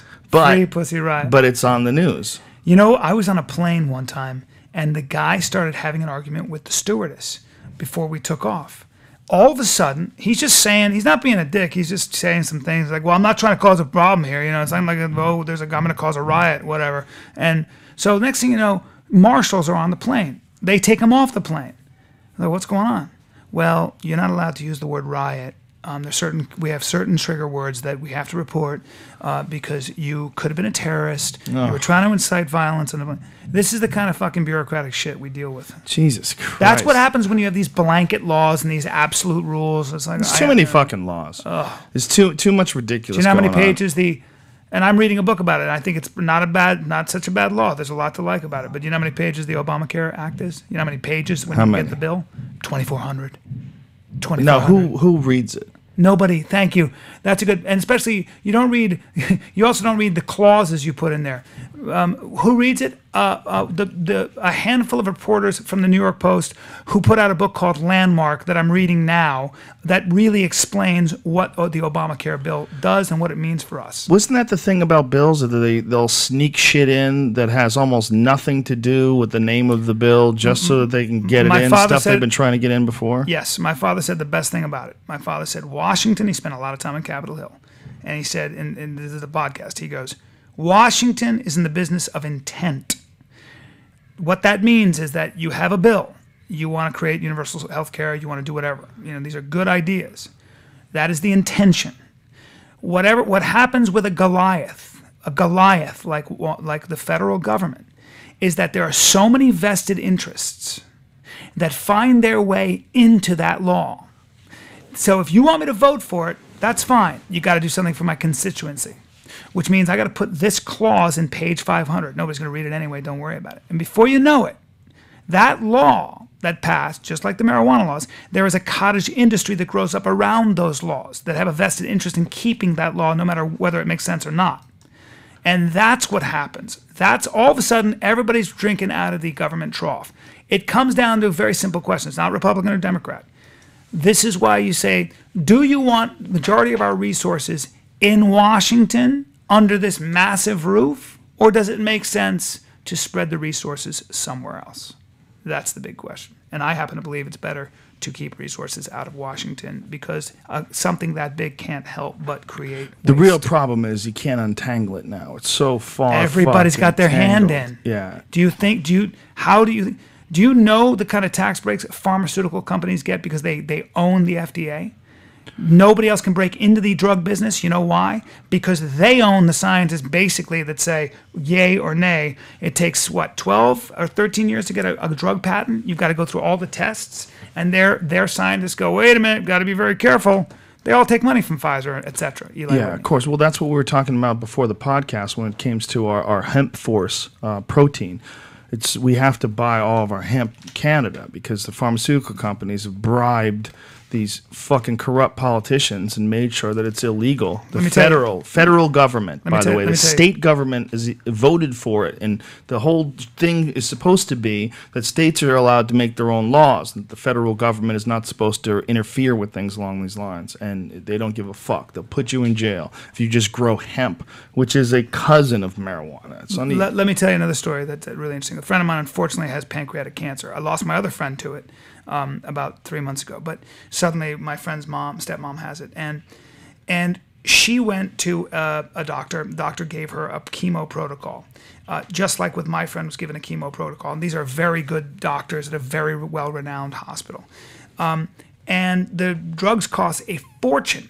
They find it wasn't working that well. They finally get into the most famous doctor in the world for pancreatic cancer at UCLA, whose chemo protocol extends a lot of lives, way beyond what you're supposed to with pancreatic cancer. He said basically, why are you on this? He said, oh, I'm going to change your chemo, and it's going to be a lot cheaper. And they said, what do you mean? He said, well, Eli Whitney put out something that cost $30,000 a year, but it was the exact same thing as the generic drug or whatever the other chemo was that was $300 a year. But Eli Whitney claimed it was better. So every doctor to this day, and I'm going to just follow me, every doctor to this day prescribes the Eli Whitney drug, which is at 30 times more expensive. Now, ready? The Eli Whitney was challenged in court. This doctor was one of the people to say it's bullshit. It is actually not as effective. It's this one, which is much cheaper. It's been around much longer. It's just as effective. Eli Whitney paid a fine for it. It was worth it to Eli Whitney to pay that fine and be dishonest because people still they're not following all the tort laws and they're not following all the cases. Doctors all over the country still prescribe the Eli Whitney drug, even though it is not as good as the one they could because they don't know anybody better because Eli Whitney hired this huge marketing campaign, they thought that's the drug to do now. The real problem is that nobody calls them on it. That's right. Well, even if you do, it costs them $20 million when they make billions of dollars. So again, these are massive companies that have basically hired who they want to defend them and behave inappropriately. I'm not saying all big pharma's bad. I'm not saying everybody's there. I think anytime you have 4 major players and nobody can get into your fucking industry, it's not good for capitalism. It's not capitalism. It's not a free market, and it's not good for our health, and it's not good for humanity as a whole. So that's what it is. The real problem is, how do you untangle it? I mean, there's so much money invested in keeping government exactly the way it is. There's only one way. How is that? You got to starve government. Now, that's where the libertarian notion of the Cato Institute basically says there's responsible tax law. You have to have some taxes, but the only way we're ever going to get out of this and not become Western Europe or worse is by starving that massive leviathan of resources. Yeah, it is a problem when you create a bunch of different government jobs. Like, there's a lot of people that rally to keep drugs illegal, and one of them is the unions that control guards. Yeah, prison guard unions. Prison guard unions, and they spend a lot of money from their dues that they get from their workers in order to keep drug laws the same, because that's what keeps them working. And what's bolstering their argument is not a philosophy, it is self-interest. Yes, absolutely self-interest. And it's scary that works. It's scary that would be allowed. It's scary that doesn't prompt some. I mean, if you were an insider trading guy and you just knew that some company was about to go under and you got rid of your stock, you could go to fucking jail for that. Yeah. How come you can't go to jail for that? How come you can't go to jail because you're working to keep drug laws, which everybody has shown are ridiculous, and most people believe are completely ridiculous, despite the massive amount of propaganda. What you do, the way you do it, is you get yourself informed. Get yourself organized. And what happens is it takes a long time, but pretty soon more and more people start to say, even if I don't smoke weed, this is a ridiculous law that's put so many people in jail for a long, long time. Not only at taxpayer expense, it's ruined families and everything else. And when are we going to come to our senses and realize that this should not be illegal? And if you get enough people behind a politician, things start to change. The way you do it, though, is through information. And also, my biggest problem with government now is I don't feel like I'm represented. I just feel like... Well, you're not. Yeah. No one is anymore. Yeah. I mean, Obama's not even represented. That's where special interests are. That's the problem. They're supposed to cancel each other out, and they're not. Yeah, him as a human, he's not represented. I don't think that guy has any say in what the fuck happens. I really don't. I think the whole thing is completely ridiculous. Well, he can't do a thing without Congress. I mean, that's not necessarily bad. I mean, but you don't necessarily want a president to have too much power. But the president sets the agenda, and the president's responsibility has always been to set the agenda. But also at the end of the day, there are a lot of decisions where he's presented with 6 different options from 6 different interest groups, and he's got to make a decision and piss off the other 5. Yeah, but don't chew in front of the camera, bro. That's disgusting. I know. I looked at that pickle and I was like, I gotta have it. You can't do that. You can't chew in a microphone.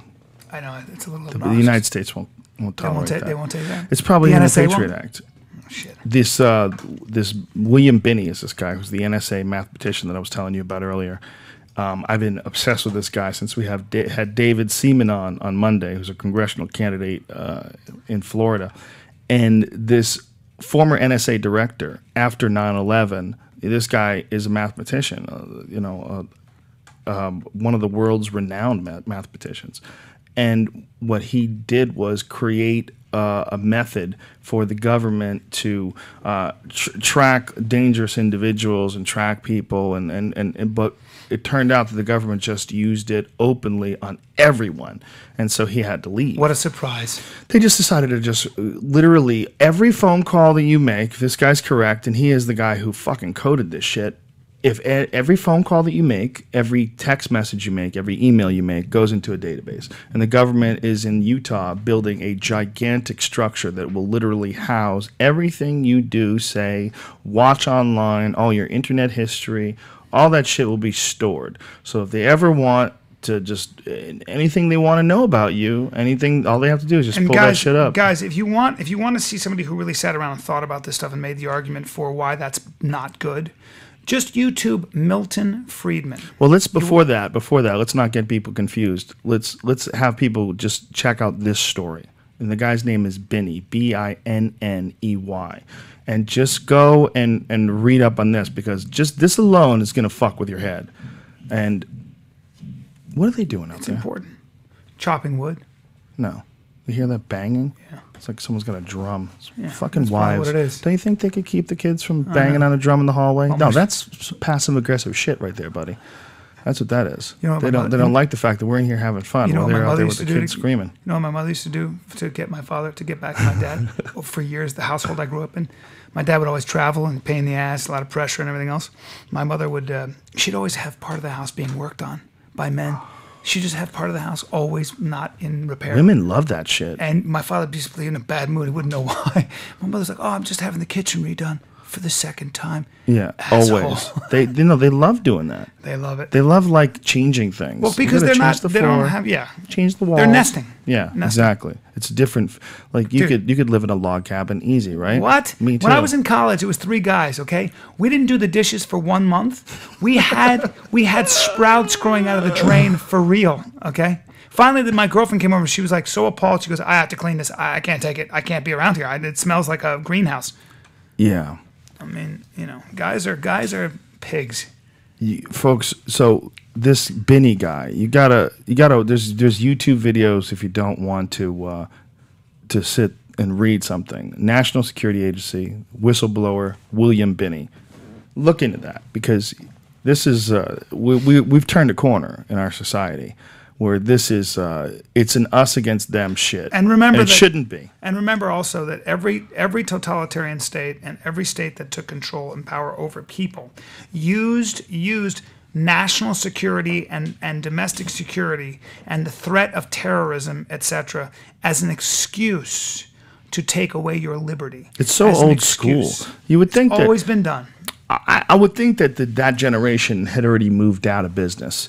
No. I hate to think that the generation coming up is going to go business as usual, because in my mind, this generation, the generation that's of age, of adult age now, grew up with the internet. And that generation is a different group of human beings, vastly, vastly different than anybody that grew up in the 60s or 70s. It's a completely different animal. Thomas Jefferson said that the price of freedom is eternal vigilance.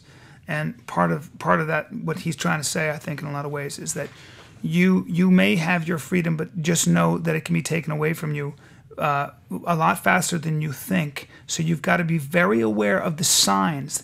That's why you read history. It gives you perspective, and you can recognize patterns and destructive modes right, but nobody thought. saw this coming. Nobody saw the ability to do this coming. My mother saw it coming. There are a lot of people. She saw them monitoring that the NSA had mathematicians work on this. There are a lot of people that saw this coming that I talked to. But the fact that it's already going on, unless William Binney had stepped out and put his... Right. By the way, they broke into his house and stuck a fucking gun in his face, too. The FBI came into his house and raided it. And he never did anything wrong. I bet. Didn't do anything wrong. Yeah. It's the whole thing is crazy. We have just a really fucking creepy, corrupt government. Being in control of that which governs you, which is what our country is based on, has always been a very tenuous, fragile arrangement, and it's got to be defended every minute of the day.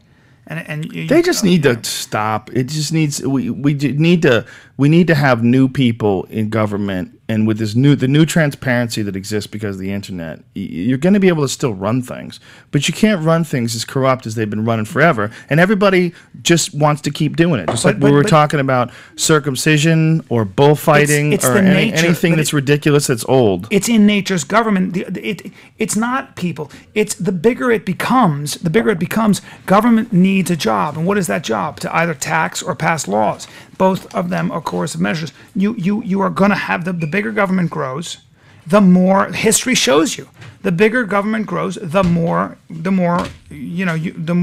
power they get over you as an individual. And that, if just pick up a history book, man. Yeah, but is there a way to pull it back? That's the question. That's the biggest question. That's the biggest question. There's a way to run things. There's a way where people pay a fair amount. There's a way where we keep a real military that keeps us from, ever being at the mercy of an evil dictator or an evil country. Is there a way to do that and still be a good country and still not be completely and totally corrupt? Yes. Or is you educate yourself and you get informed. Stop with the educate yourself. That's not going to stop them from running over you. You have to make. You don't have that much power. You got to vote for. You got to make noise. Is voting real? Well, if it is, why did Ron Paul? I mean, why did he lose 2 states that he clearly won? Do you know that there's plenty of evidence online, and there's plenty of videos and show in Maine, and there was one other state where Ron Paul should have won, and they hit it, they covered it. I think that our voting process is actually, compared to most parts of the world, pretty compared to most parts of the world. Did you see Hacking Democracy? No. Hacking Democracy makes a very strong argument that the Bush-Kerry election was bought. Maybe. That if you watch the video, it's a documentary on HBO, when they show that they engineered in a third-party entrant into these voting machines. And the guy on the show, the Diebold had to change their name. They're not Diebold anymore. There's something else. The guy on the show showed how he can alter the results of any election. It doesn't surprise me. Yeah. So what do we do? That's a good question. The internet. That's what I think. I think the only thing that's going to save us is the young people coming up know that this is a different world. Know that this is a world that if you're going to be a politician, you're going to be you got to be transparent. Everything's going to be transparent. Yeah. Every move you make, and you can't get away with doing things that we've done for decades and decades before. It's a totally new game. Yeah. That's the only thing that makes sense to me. I think you're right. The idea of overthrowing the government, like that, is that really fucking necessary? Like, everybody's getting bonkers about that? You're not going to overthrow the government, first of all. It's not a question of overthrowing. There are ways to overthrow or change the power structure or make it smaller. Well, it's also people recognize in this country especially that we are the cops. We are the military. It's not the actual elite is these creepy bankers, and there's only a fucking small handful of them. And if the military doesn't listen, and if the government doesn't listen, then it doesn't. Take your phone away from the table, please. My phone? Take your phone. Yeah. Oh. It's making that tick, tick, tick, tick, tick, tick. If we do that, turn it off? Yeah. So the phones, especially CDMA phones or GSM phones. Yeah, that was weird. There's a signal that picks up. It does it in your car sometimes. Ever do it in your car, in your stereo? Yeah. It goes. Oh, that's my phone. Yeah, that's your phone. Huh. Your phone. It's AT&T phones. If you that's what I have, if you had Verizon, it wouldn't do it as easily. So it's sort of a different frequency, apparently. Yeah, CDMA is an older frequency, the frequency that Verizon uses, but apparently it's different in that it's more robust, goes deeper into buildings. But more countries have GSM. Like my iPhone has both.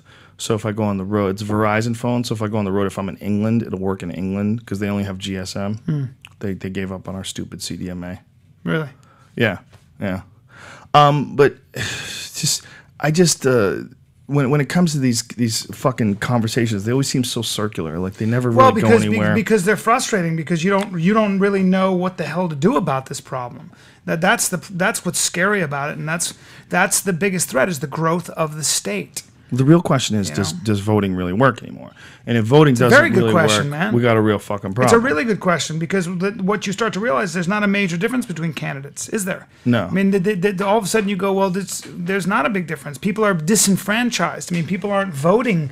Young people aren't as angrier in the streets because you can't really necessarily make a difference. Maybe that's how people have always felt. I do think people felt that way in the 60s, actually, which is why they got into the streets and they tried to make a lot of noise. But yeah, but I'm not advocating that either. They didn't have the amount of movement that we have today. They didn't have the ability to do things. Organize. I mean, look, governments were taken down with Facebook. Yeah. I mean, Facebook took down governments. Look, Twitter took down governments. But there are a lot of people who are arguing and making very good arguments, like the Cato Institute, this libertarian think tank, about that's why sometimes you just say philosophically, nobody wants people to go hungry and stuff. Philosophically, though, as government gets bigger, more and more people will start manipulating and getting their hands into the cookie jar. It doesn't do anybody any good, man. There's no way. There's no way to stop that. Once it gets to a certain size, it's unmanageable. Government should be treated like a necessary evil, not this massive social machine that engineers equality artificially. It can't do that. Never has been able to do that, and it's not, and it shouldn't do that. How gross was that Obama statement? If you have a small business, you didn't build that by yourself. Well, exactly. That's such a you know why? Because statement. he's never run a business himself. That's my knock on that guy. Yeah, don't think he's a bad guy. Don't think he's not a smart guy. I don't think that guy's ever lived in the real fucking world. He was a community organizer and an academic. I don't want that guy running shit. Yeah, and if Romney wasn't so crazy with his religion and stuff, I would be like, well, he was kind of a stud businessman. But I don't even know what he stands for. He hasn't come clean with his tax returns. He's a creep. He's a fucking Mormon. He's a Mormon. He's an old creep. He's a creep. His wife was made out of plastic. His whole family lives in the dark. They're crazy. Yeah. It's and he's just going to do whatever the fuck they tell him. I always tell people, if you want to know about Mitt Romney, there's a video online where he gets confronted by a guy in a wheelchair who needs medical marijuana, and Mitt Romney shrugs this guy off like he doesn't exist. Of course he'd have to in that so situation. Quick. Well, I don't believe in medical marijuana, and he just gets away from the guy. He's a robot. But I will say that in Massachusetts, the guy actually spent a lot of time on the other side of the aisle and got a lot of shit done, including universal health care and balancing the budget. You can't take that away from him. And by the way, he was a stud. But Bain Capital. That's all good and created a lot of jobs. I don't think that. But works. I don't want to. On a federal level, I don't think you get that kind of ability. Well, that's maybe not. I think you can really be a real governor. I don't think you can be a real president. I think when it gets to that level, when it comes to, especially with things like war, state governments don't have to worry about war. When you get to a federal level and you're dealing with multi-billion-dollar contracts and you're dealing with, the pullout of the troops in Afghanistan. It's what I was telling you. I talked to my buddy who's a real CIA guy, and I had him do my podcast, and I called him Mr. Pink because he just was like, it was really weird. He's so smart. And he's really the real deal. And I said, "What do you give me some stuff about the Iraq War?" And we went in there because of this and that. And he goes, "Man," he was like this. He was like, "Yeah, I mean, I guess you could say that, but really, you know what I think it is?" I go, "What?" He goes, "I think it's just a bunch of interests that get together and it snowballs. And before you know it, a lot of people are going to make a lot of money on this notion. And a lot of people get an idea and somebody picks up on it and they just assume it's true. And before you know it, you got this fucking machine that ain't going to stop for anybody."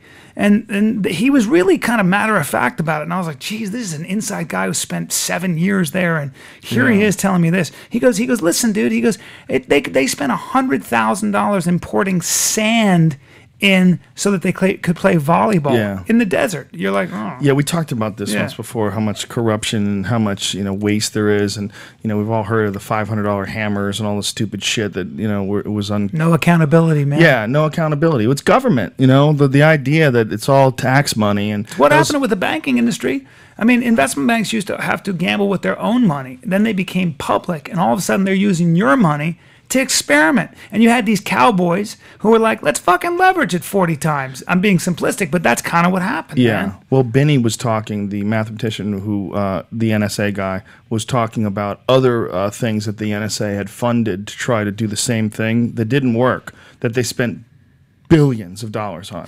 Billions of dollars. Of your dollars. Of your dollars, by the way, that they don't. That's the craziest thing about your taxes. You pay whatever you pay, 20%. Yeah, I don't know where it goes. You don't know where, you don't even fucking get, you can't even request it. Yeah. You can't say, hey, I would like to know, how much of my money are you spending? Is there a website I could go to? Like, maybe they don't send it to you, but you could go, oh, hey, Mr. Callen, yeah, well, you paid $70,000 in taxes last year, and your money went to,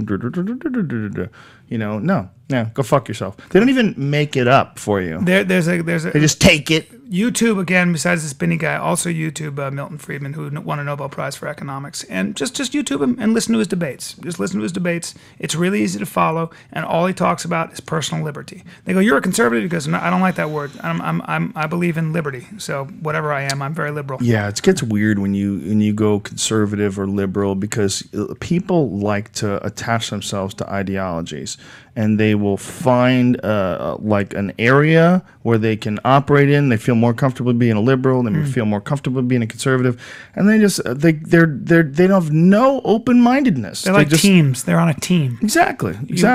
They just lock on to Team Mac. I'm on Team PC. I like Android phones. I'm a Windows man myself. I got a Windows phone. Whereas if you talk about liberty, you're talking about a philosophy and an idea. That's what I like to talk about. I like having discussions based on the ideas and philosophies, the underpinnings. Not, of course. Don't label me a Republican, Democrat, don't even a libertarian.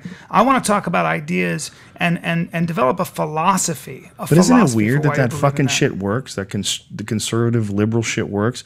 Look, and it works, by the way, with liberals just as bad as with conservatives. Sure. Nothing drives me fucking nutty more than hypocritical liberals who talk about Republicans being prejudiced, and then they're completely prejudiced against anybody who has any ideas remotely different from theirs. That's right. It's so weird, that whole like artificial sensitivity. Like you've adopted what is like a chic style, a cool style of thinking. This is a progressive style. Yeah. People. My father was talking about tyranny of language. There's a tyranny of language in this country, where one side will garner a sort of a patent on we are the progressives. We are I happen to believe we should legalize gay marriage and drugs and a lot of other things. That makes me pretty progressive, but at the same time, I want a small government so that I could be considered a conservative as well. Because I don't want all these vested interests in my fucking life. But that's the question: is how do you uncurl it? How do you uncurl it? But if I start talking about small government, people go, "You're a Republican." Well, no, I'm not actually, because I'm pro-choice and a lot of other things. So don't call me, and I'm not a Christian. So let's relax with this stuff, So there is a tyranny of language in this country, and there always has been in political culture. There's a really good book called "Don't Think of an Elephant." Did I ever tell you about this book? No. It's written by David Fromm, who talks about, and I think his name is David Fromm, forgive me if it's not, but he talks about how effective it is when you say this is the Patriot Act. How do you vote against the Patriot Act, for example? You're not going to vote against, you're not a patriot if you vote against the Patriot Act. And there are a lot of things you can do as a political force to hijack your position by making it very inconvenient and sound bad when you vote against your you can't vote against the Patriot How do you change it, Joe? How do you change it? I don't know. I'm still trying to figure it out. The only thing that I can think is you got to change young people. And you got to have the people that are going into it, like this guy that we had, David Seaman, who was on Monday. He's in his 20s. He's 26 years old. Wow. That's I didn't know he's running that young. for Congress. Yeah. Wow. That's the kind of guy, and very articulate, very bright. That's the kind of guys you need. You need young kids that are coming out of college and that they understand the way the world works a million times better than some fucking dummy who grew up in the land of books and crayons. Amos Oz, who's a famous Israeli writer, was saying, he said, the way you beat, they were talking about Hamas, and Hamas is a terrorist organization, and he said, he had a problem with Israel going in and assassinating Hamas leaders. And he said, the way you beat Hamas is not with guns, because Hamas is an idea. And they said, well, what do we do? And he said, the way you beat a bad idea, like Hamas, is with a better idea. And that's a really powerful statement. It is powerful. Come up and remember that this country, this country is an idea. This is an ideal, and in a lot of ways, those founding fathers solved a political problem. the Constitution is an amazing thing. And it's being jacked left and right. And it's being jacked. But remember that it's a very powerful idea, and keep fighting for it. Obama has done more to harm the Constitution than any president before him. What he's done by passing the National Defense Authorization Act is nothing short of what you should have considered as treasonous. What someone in the past would consider as treasonous. The ability to detain people with no warrant, the ability to hold them with no recourse whatsoever. They don't have the right to a trial. They don't have anything that we're supposed to be standing for in America. Isn't that, though, for foreign enemies? No! No, it's for anyone that they deem to be an enemy of the state. Wow. National, we were allowed to use, he is now rather allowed to use the military to quell any dissent inside our borders. Are you sure that this this is a posse comitatus done. He's trying to get it through? No, it's passed. National Defense Authorization Act. Everybody passed it. Obama said he was going to veto it. Didn't veto it. No one vetoed it. No one passed it. I don't think they get a say. I really don't. I think when you got a company like Halliburton that has fucking billions of dollars and they're profiting in mad, crazy ways from this fucking war, I don't think anybody gets a say. I think that influence, the influence of that money is so strong and so sharp, they can't avoid it. I hope you're wrong. I'm not wrong. I'm not wrong at all. But you may not be wrong, and so in that case, it's hard not to be cynical. How do you not know about this? We've talked about this before. I mean, reading this book you read I keep this talking nonsense. about. Reading this book, I just keep talking, called China Study, is a classic example. This guy does such an amazing job of saying what you're saying. How we are no longer, all of a sudden, your kid at school is being fed all different kinds of food that is not only making them sick, but fat. Yeah, but listen, man, you can give your kid food, okay? That's a terrible thing and everything. When your kid's fed at school, you can bring a lunch. That's not as bad as what the fuck is happening. I'm just saying, the ability to have people arrested with no recourse, man. We are literally in an approved Soviet. Dude, I talked to you about this a while ago, man. National Defense Authorization Act. It's a terrifying thing that was passed. Terrifying. All this shit that's going on with WikiLeaks, where they're trying to pull this guy out of the Ecuadorian embassy in London. Julian Assange. They're letting everybody know that the rules are fake. Yeah. Like, well, that rule. He's actually wanted for sexual assault in Sweden. Sweden's trying. He's not wanted for sexual assault. Don't say that. He's wanted for sexual misconduct. Surprise sex. Surprise sex is phone, hold on. You son of a bitch. Sorry. Shut it off. You can't. You're a junkie. I was trying to look up. No, I was trying to look up that act. Oh, surprise sex is what he's wanted for. What do you mean surprise sex? What's that? Apparently, he had sex with a chick with a condom on, and then they were sleeping in bed together, and with no condom, he slipped it in. Oh. And there's photos of her hanging out with him 2 days later, like all palling around. Look, what he did was kind of creepy. But guess what? You're not supposed to sleep naked with a guy if you don't want him to stick his boner in. That's just what dudes do. We're gross. So we're gross, creepy animals. Of course, he's wanted. Well, it's not even that. I don't know how many times back in the day, I'd be like, I don't have any disease. Don't worry about it. No, let me just feel it for a second. Just for a second. Just the tip. Roll the dice. Well, that's what he did. He's a scumbag. Sex gambler. But a lot of guys are. There's a video of him dancing by himself. You mean a guy? Yeah, a guy. Just a regular guy. Yeah. There's a video of him dancing by himself. It's just him on a dance floor, getting his groove on, and it's so dorky and creepy. You watch, and it's just like, oh, geez, look at this guy. He's so weird. Is he French, or where is he from? Is he Swiss? He is. I don't know. I think he's American. Isn't he American? I think he's Swedish. Assange? Yeah, I don't think he's American. You are a fucking agent of disinformation. You work for Fox News, I'm just saying I think. I don't know. Well, if you want to see a great man, Jon American. Stewart debates O'Reilly, Bill O'Reilly, and he does such a great job. Did he really? I thought he just jokes up with him. Nah, he fucking made fun of Fox in such a good way, though. He just exposed him. Yeah. And I read two of Bill O'Reilly's books. Oh, he's Australian. That's what he is. Yeah, I knew he had something weird going on. Might as well be American. Yeah. Have you been to Australia? Love it. You do? Yeah. Went to Sydney. Australia is, they're like a little more relaxed than us, a little more down to party, they're fun people, man. Yeah, they're just different. I like Australians. I've actually never met an Australian who's a dick. I have 2 friends that are really famous in Australia and not famous here. Arj Barker, who's like kind of does well here. And Eddie Ifft. But Eddie Ift, yeah. And both of them are fucking, especially Arj. Arj is giganti in Australia. Yeah, man. He's like fucking Justin Bieber over there. Like, he can't walk down the street in Australia. Yeah, and they love him in Australia. But in America, he's like barely hanging on. Yeah. You know, he comes over here and just fucking half-filled crowds and shit. Doesn't make any sense. He goes over there, he fills out auditoriums every night. Really? Yeah, he sold out some crazy shit like 18 nights in a row in a theater there. That's $1 million. Yeah, it's at least. I'll do that. Yeah, it might be more than $1 million, by the way. 18 nights, yeah. Australia, I'm coming. It's like $2 million. I've been offered a couple times, and it's just like, I'm always like, we're going to fly in first class? Well, we don't have it in the budget. I'm like, fuck you.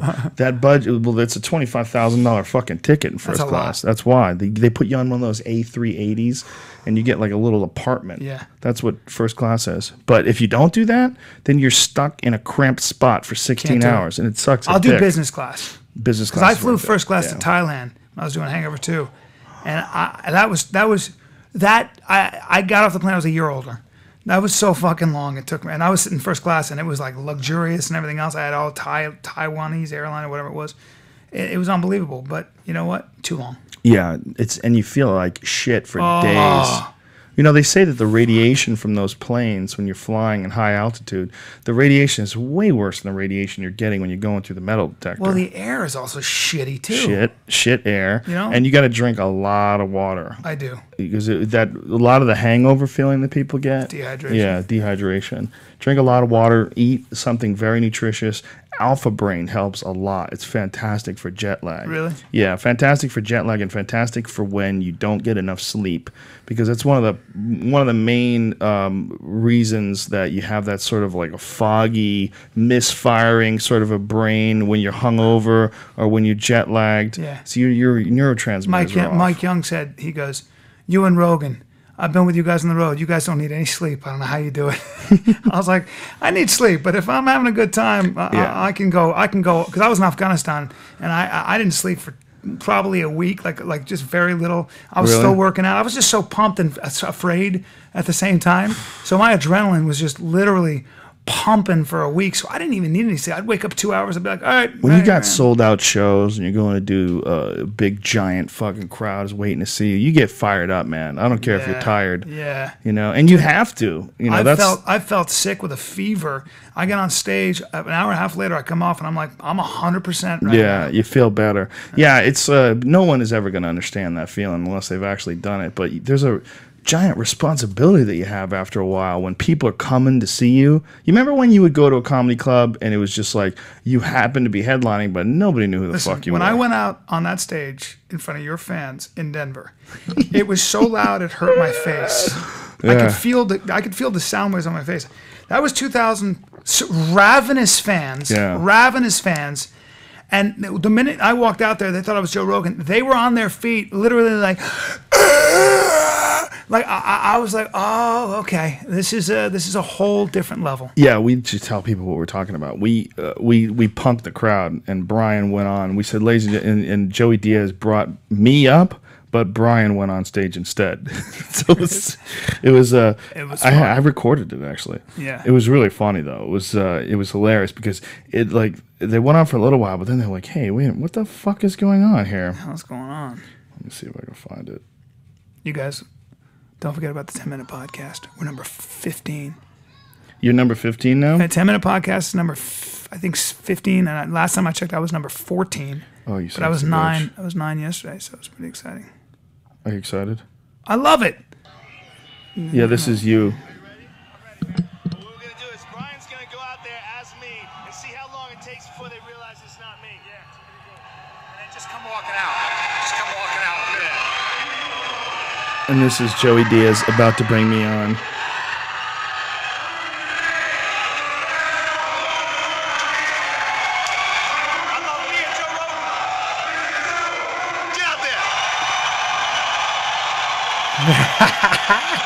Listen to that crowd, dude. What's going on, you little fucking freaks? That's what I said.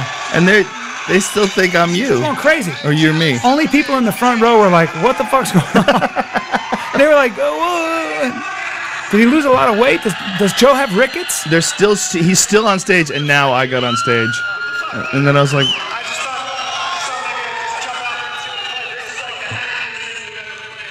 All right. They're great. Your fans are great too. They were literally all they all. I couldn't get out of the foyer. You hadn't seen it before, and I remember telling you, I'm like, wait till Joey Diaz goes on stage.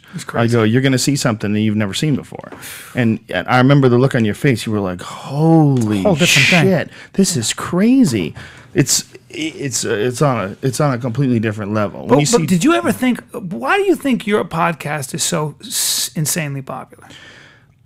I don't know. People are connecting with it. What are they connecting with? I am being as honest as humanly possible, and I got a lot of interests. I'm fascinated by things, and I think people get to be fascinated along with me on this podcast, and they know that if I'm telling you something, whether I'm right or wrong, it's because I truly, honestly believe it. It's because I've looked at it, I studied it, even if it doesn't make any sense. Like Bigfoot talk. I'm not willing to say that Bigfoot's not real. Yeah. You know, and for a lot of people, like as soon as you start saying shit like that, you become an idiot. You know, as soon as you start saying things like, you know, you think maybe there might be intelligent life that's visited this planet thousands of years ago and actually made people out of monkeys. Like, get the fuck out of here. Yeah. I don't know. You don't know. You really don't. The fact that people exist alone is bizarre enough to me to leave open a billion different possibilities for how life is seeded throughout the universe, including life on Earth. But I'm not afraid of looking like a retard. You know, I'm not. I think it's scared. because I think that's one of the reasons. I also think that I'm really impressed with. I think a lot of people, young men especially, want to learn something. Well, a lot of young men are demonized, and we got a real fucking problem in this country where we're suppressing masculinity. 100%. And we're not accepting the fact that men like manly shit. Fucking 100%. We like V8s, we like steaks, we like Leonard Skinner, we like hunting fighting, and fishing and MMA. And guess what? You being prejudiced about that is just as bad as a man being sexist. It's just as bad as a person being racist. But you're judging and making people. You know how many times I've felt bad for what I look like or who I am or what I like when I was a young man, especially women, intellectuals, all these different people would like look down on you as if there was something wrong with you, that you legitimately enjoyed what you enjoy without hurting anybody. I always felt inappropriate, and there's still a lot of circles where I come in and I go, man, I think in such a different way than these fucking people, and I don't know. It's just I always you feel like you're doing something wrong when you're younger. You're like, I just like rolling around on a mat, or I like, you know. Well, we're not represented. We're not represented because men, when they reach a certain point in time, they have to put on a fucking tie and some stupid shoes with slippery bottoms and go to some job that sucks. That's the majority of men, and so they're not really represented. Yeah. You know, when a guy gets buck wild and lives like Mike Tyson, he's not celebrated. He's like, "Well, he's gonna crash." Well, but it's interesting because people want to censor you right away because I think you're a threat. That's almost like there was a psychiatrist talking about male-female dynamics a lot of times, and a lot of women will be really attracted to an alpha male. And then what happens is, and it's very, very common, and it's a big problem in a relationship. What they'll do is, and this guy's a couples counselor who works with a lot of different couples, he said what they'll do is women will then be afraid that aggression is going to be turned on them and their children. So they'll take it out of the man. When they finally take it out of the man gives up. It's like, fuck this, I don't want to deal with all these. No, they're not attracted to him anymore. They're not attracted to him anymore. Yeah, it's a grand game. So the point is, don't lose sight of who you are and what you're trying to do. There's a great deal to learn and accomplish by embracing your masculinity. You learn just as much trying to get your black belt in jiu-jitsu as you do getting a PhD in certain ways. About yourself, I'm talking about. Well, you learn more. You learn more. You listen, it's all relative, but what's important in this life is embrace what you enjoy. And most men are not taught that. Most men they're made to feel terrible about liking certain things. And it's, by the way, it's just as masculine to play the flute if you play it really well. No, it isn't. You know, no, but it is. I mean, you know, there are different forms of and expressions of masculinity. It's not, you don't have to be hitting a bag and shit. You know. Well, I just think not even masculinity. That's not even the word. It's really honesty, because I get a lot of positive messages from women. It's like, you're allowed to be yourself. Women should be into. Like, my wife's into all kinds of girly shit. I don't even try to understand it. I don't understand. I don't pretend. Right. But I don't judge her. I mean, she genuinely likes it. Yeah. There's people who genuinely like country music. They genuinely like it. They love it. They want to hear it. Yeah. There's nothing wrong with that, man. And the problem with a lot of people, and a lot of liberals especially, is that they will mock what you love. If you don't like what they like, they will try to marginalize your opinion. you know, and you know they'll do marginalize it by calling your you opinion. hyper masculine. That's the best way to put it. men. That's really an interesting way. They marginalize your opinion and they marginalize you.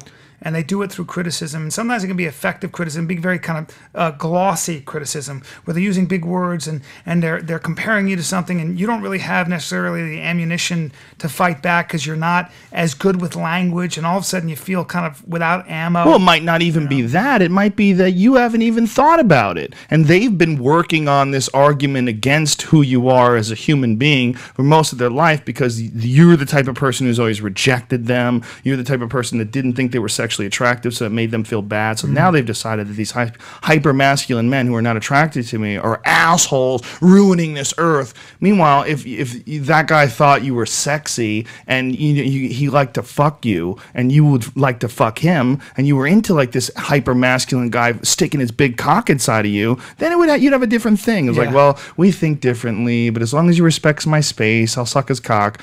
But no, he doesn't want to fuck you. So he's an enemy because he gives to you a bad feeling, a feeling of you not being attractive, a feeling of you being rejected. It's the same thing with ugly men who become woman haters. Their whole life they've been rejected by women over and over and over again. So they develop this fuck these bitches, fuck these hoes. They have this attitude towards women, fucking lesbian.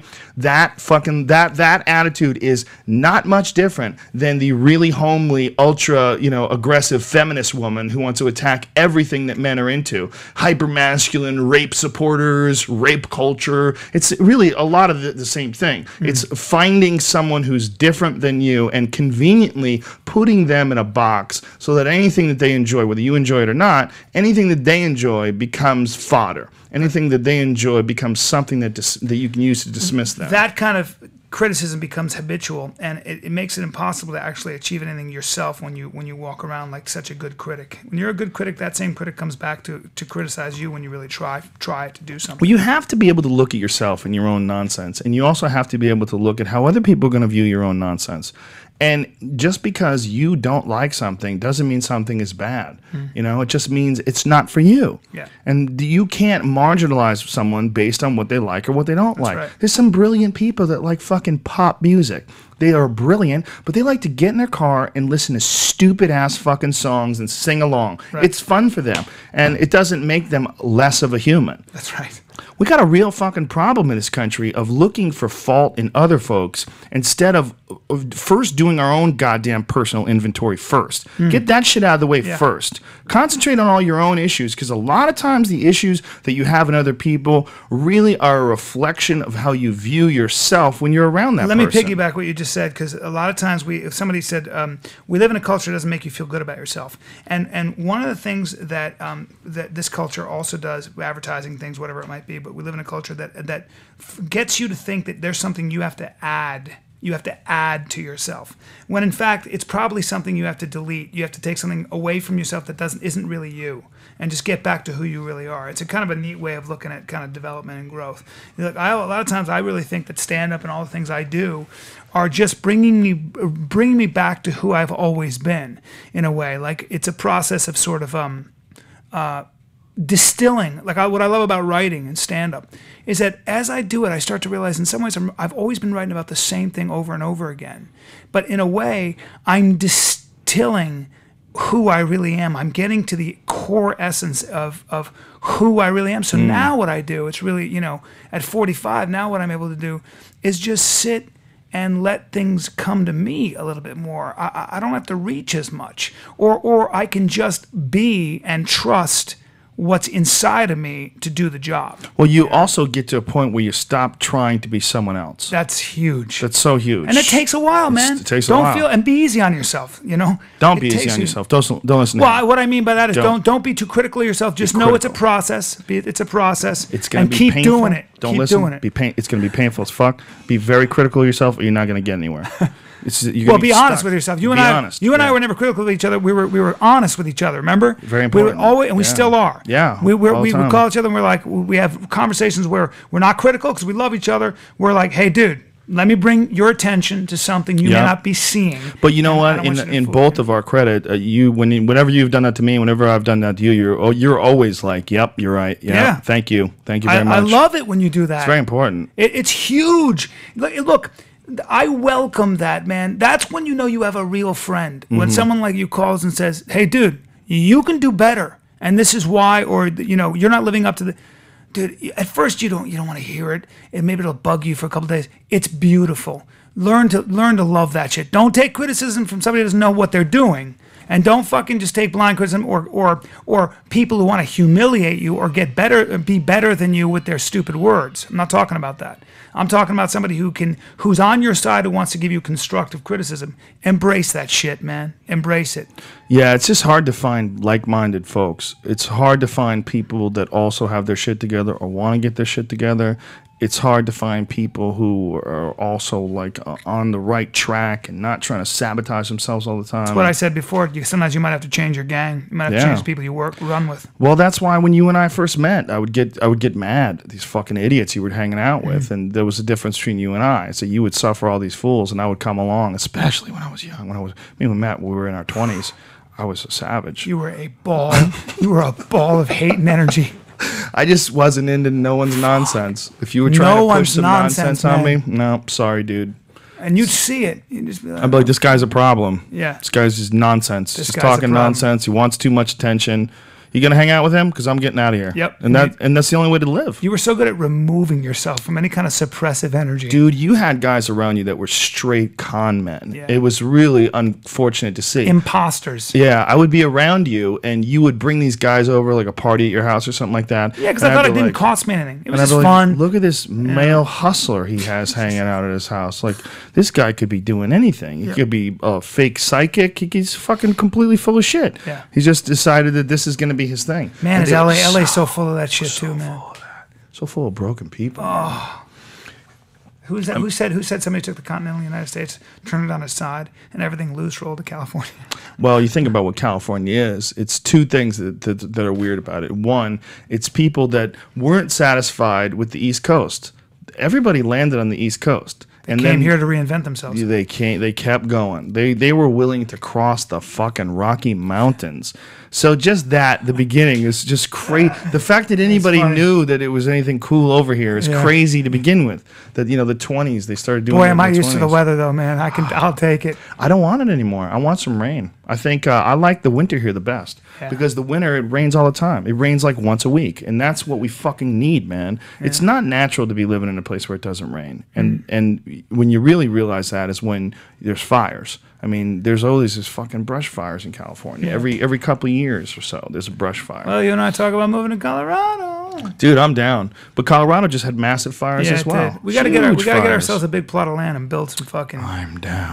Create a village, grow our own food. Yes. Have pigs we can shoot from a chopper. Yeah. And that's very important. Well, the pigs really can get out of hand when they're feral. We got to have a gym, a jiu-jitsu gym. Yes.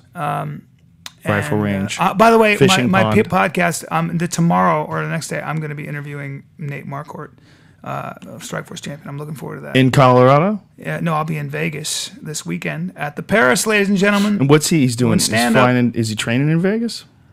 He's a coach on The Ultimate Fighter. He is? Yes, so I'm going to go in there and meet the guys. Oh, he's one of the assistant coaches I might do for Big Country? Who's he? Yeah, I think so. No, Shane Carwin. Shane Carwin, of course. Shane Carwin. Right, yeah.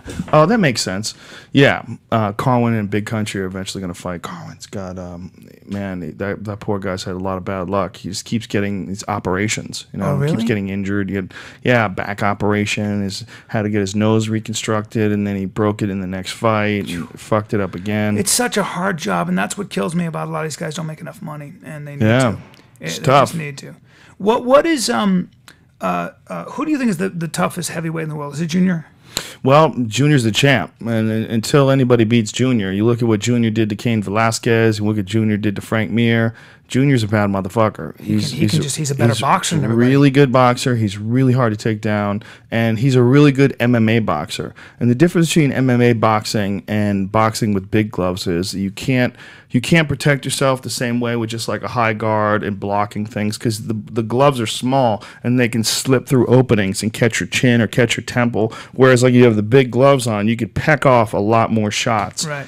And also in MMA boxing, of course, you have to realize that with the smaller gloves, they can hit you and do more damage as well. There's less padding on the glove, so you can't take a shot that you might be able to take with a bigger glove. The margin for error is way slimmer. You make one mistake and get clipped right, you're done. So Junior's the best MMA boxer. You know, he's the best at MMA boxing, whereas like, you know, Vladimir Klitschko would probably fuck him up at regular boxing. It's a different style. And also, you know, Frank Edgar's, I watched him. His footwork is unbelievable. Oh yeah, I mean that guy's always moving and hitting at the same time. Did you think he won that fight? I don't know. I watched it and I watched it very closely, and I can't make that call. I think that at the end of the day, what's his name was the champion. You got to take the belt away from the champion. They say they should decisively take it away. Well, Frankie lost to him.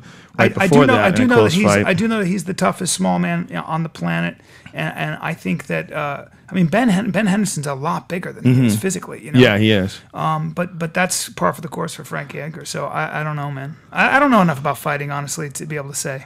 I don't know. He's going to go to 145 now apparently. But Frankie is, yeah.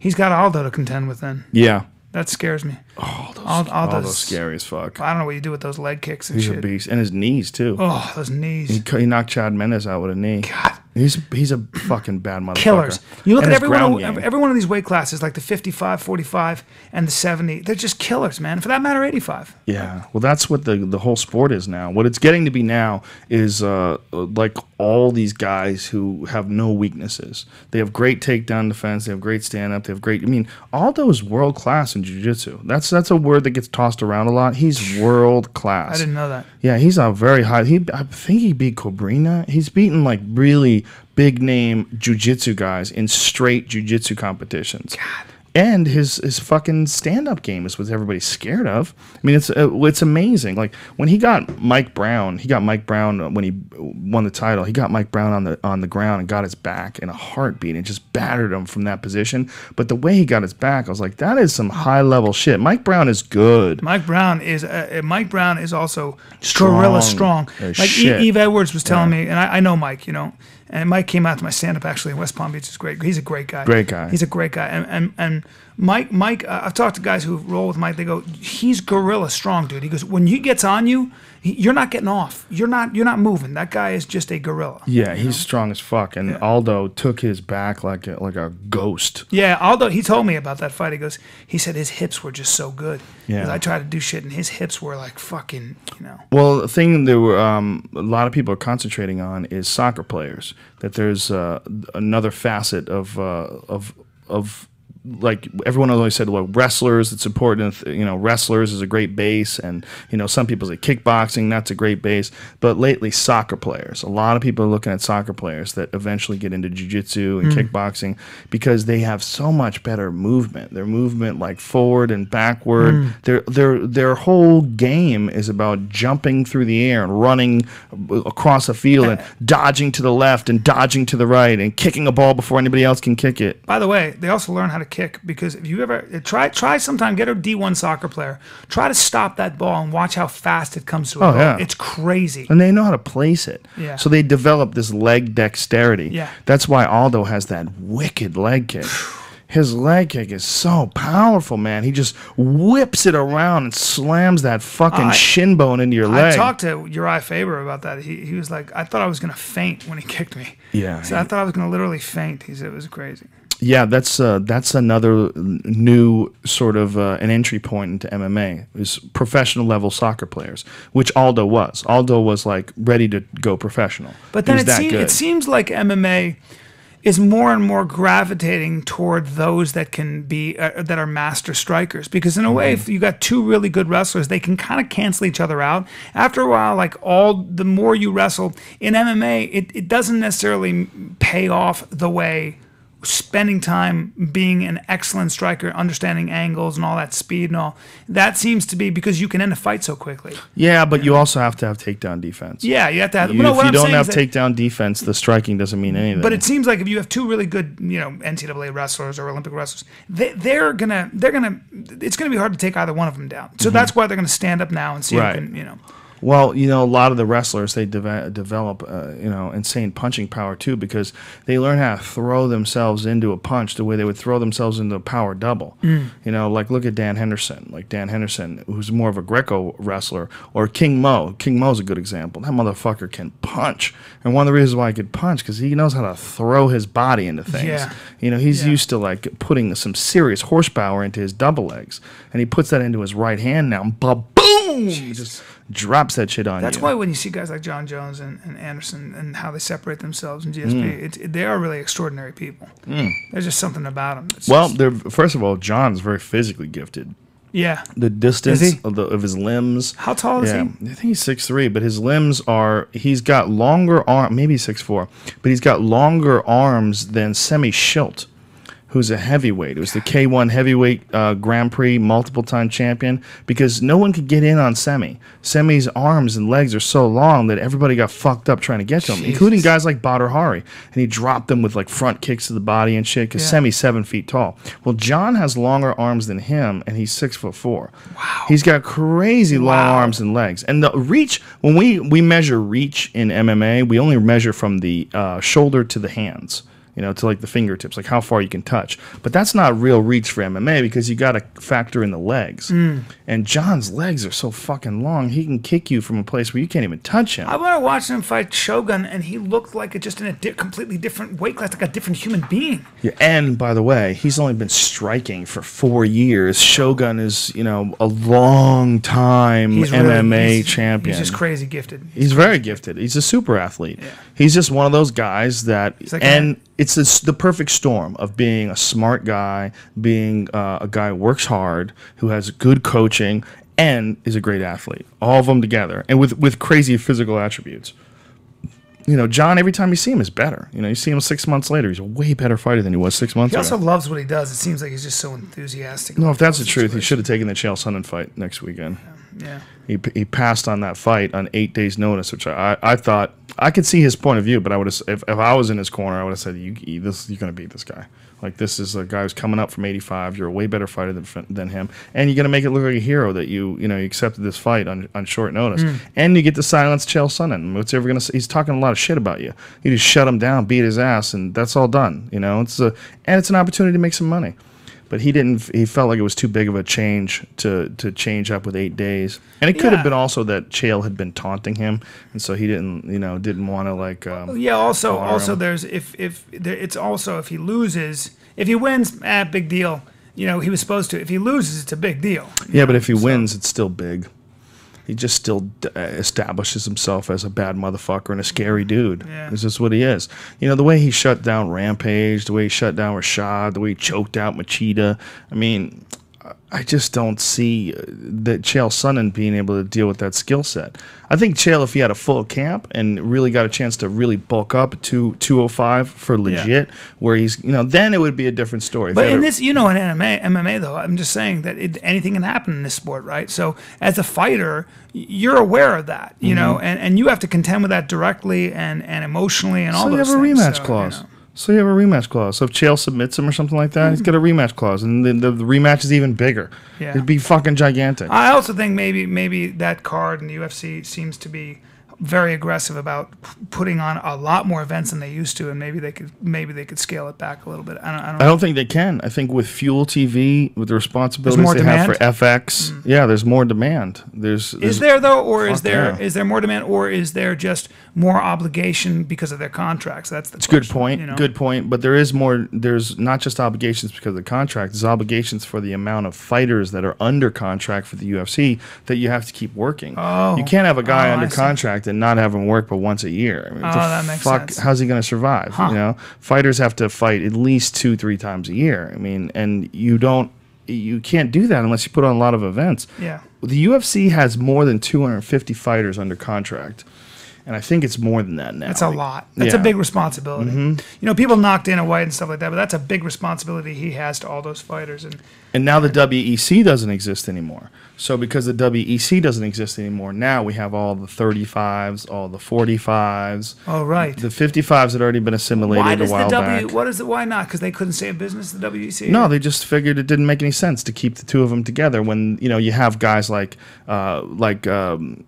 Donald Cerrone. You have guys like Benson Henderson. These great fighters that were fighting the WEC. Now look, Benson's the UFC champion now. I mean, obviously these guys weren't getting a shot at the top. Right. Can you see what Benson did when he got there? He won the whole thing. So Benson being the WEC champion and now being the UFC champion really lends credence to the fact that it was a good move to bring those guys in. What about Bellator and those other organizations? There's some really good fighters over there. Mike Chandler's really good. He's the lightweight fighter. He beat Eddie Alvarez, who's also really fucking good. Those two guys are both world class. And then there's. Were you expecting more from the 85er if Bellator came over? Yeah. Yeah, Hector Lombard. He was hurt. Apparently, he had a cracked sternum. Oh wow. Yeah, and he fought anyway. He just didn't have anything in the sternum. Yeah. Think about that. Yeah. So there wasn't much he could do. Yeah, apparently he just didn't have anything in the gas tank. I'll tell you what though, his fucking takedowns were ridiculous, and his takedown defense was ridiculous. And they say he's 5'10". He's 5'8". He's 5'8", and I saw him down in American Top Team. I made a good study of him. A ball of hard rope. I've never seen anything like it. He's an extreme mesomorph. That's what he is. Like he's as thick and strong. I looked at his legs at American Top Team. He was just training, and I just looked at his legs, and I was like, Thiago Alves is my boy. He's a thick guy. He walks around about 205, and he's about 5'8". Okay. Lombard is a lot bigger than he is. Lombard's his back is so ridiculous. Defense. His judo skills are so sick that his takedown defense are ridiculous. He's an Olympic judo. Yeah, Tim Boach grabbed a hold and he's like, nope. I mean, Boach is a big guy coming down from 205. He's a big 185er, and when Lombard wanted to take him down, he took him down. He grabbed him, clamped his arms together, up in the air, boom. It's like, but he just didn't do enough. Didn't do enough and lost the decision. But he's still a scary fuck. And I think his next fight, he's going to open up a can on somebody. Anderson's next fight is... Who knows? Yeah. He actually offered to step in and fight before he knew the card was canceled. He heard that they were without a main event. He said he's not in 85-pound shape, but he can make 205. So he said, I'll fight any 205-pounder. And he wasn't even in shape, like fighting shape. As in talking about fighting who? John Jones? No, he wouldn't have fight John Jones because he said he wasn't in shape to fight that guy, but he said he'll fight any other 205-pounder. Wow. So if they could get an opponent for him, some 185, some 205-pounder wants to step up. He won't fight Machida. They're out of the same house. They won't fight Machida, but there's a lot of other guys at 205. They could have put if he had called up probably a couple days before, they probably would have done that. But they were scrambling. Who would be a fight for him that would be interesting we haven't seen? Anderson? Yeah. Anybody at 205 for sure. There's a lot of good fights at 205. But look what he did to Forrest Griffin and what he did to a lot of 205. Yeah, well, I would like to see him against like Glover Teixeira. Glover is the scariest fight for John Jones at 205, and nobody even knows who Glover is. Glover's a monster. Really? Oh, he's a monster. Yeah, he's How scary. big is he? He's big. He's about 230. He cuts down to 205, but he doesn't have any weaknesses. His punching power is ridiculous. He's got an iron chin. He's a black belt in jiu-jitsu. Apparently, he was training with Lyoto Machida and ragdolling him. That's the word. Yeah, but it's a question also of his stand-up is not. It's not just about punching power. It's about angles and knowing and footwork. Glover is a killer. Yeah. He's the one guy that is world class that wasn't in the UFC until really recently because he had a visa problem. He couldn't fight in America for 6 years. From Brazil. And he finally got a fight in the UFC and fought Kyle Kingsbury and just blew him out of the water. I mean, it was a scary fight to watch. But he's beaten a lot of high-level guys. He was the first guy to beat Sokaju. He knocked Sokaju out. He's beaten the fuck out of a lot of guys. He fucked up Marvin Eastman in Brazil. He's a beast, man. He's a scary, scary dude. That fight is a fight that Shogun turned down. They offered Shogun Glover Teixeira, and he didn't think it made any sense to him. He's like, this guy's like world class, and nobody knows who he is.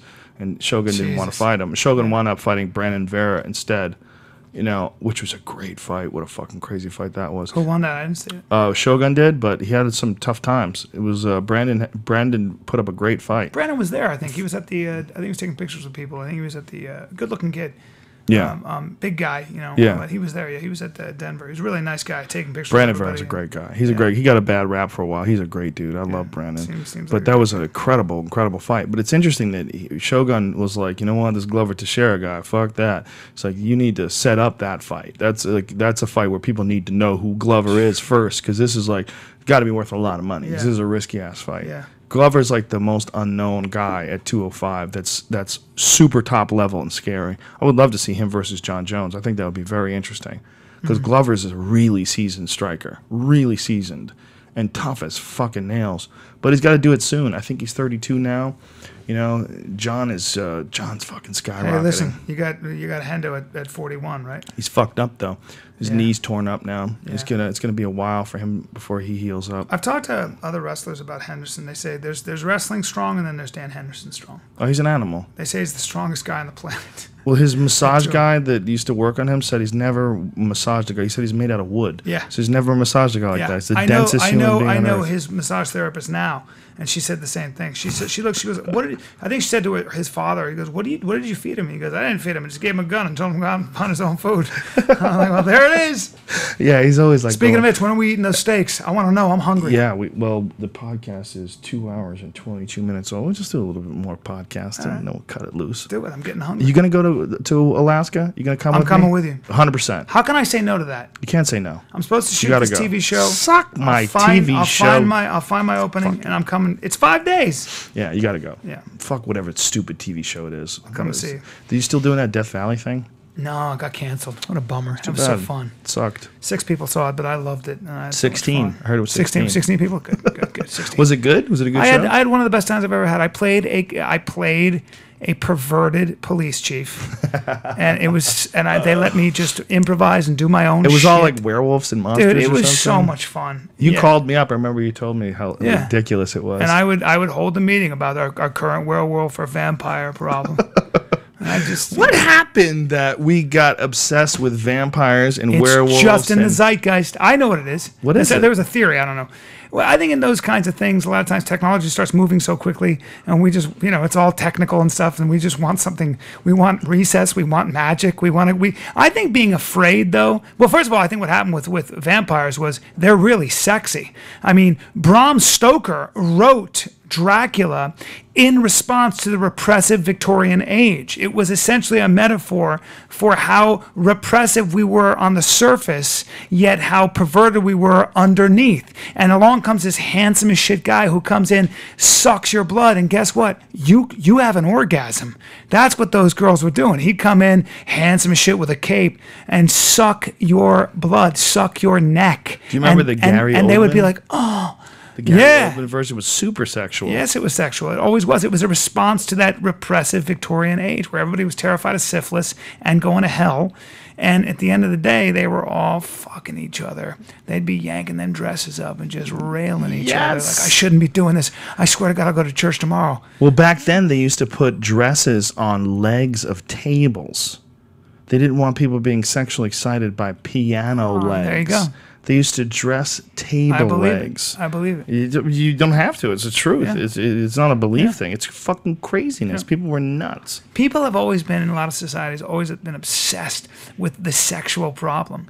That's why men and women never were allowed to work together, because no matter what, when you get men and women together, They fuck. shit happens. Supposed They fuck. to. We're Exactly. supposed to fuck. But that's why it's fascinating. Societies have always been, actually, most societies throughout history have always been concerned and centered around figuring out a way to keep that wall up. Right. It's really interesting. Well, and people they do that it need with to get guilt. to work. They do it with guilt. They make women feel like sluts if they have sex. They make men feel guilty, and a lot of it had to do with, a lot of times you'd get a bad disease, man. That you before penicillin, and now they got gonorrhea, a strain of gonorrhea in Japan that is antibiotic resistant.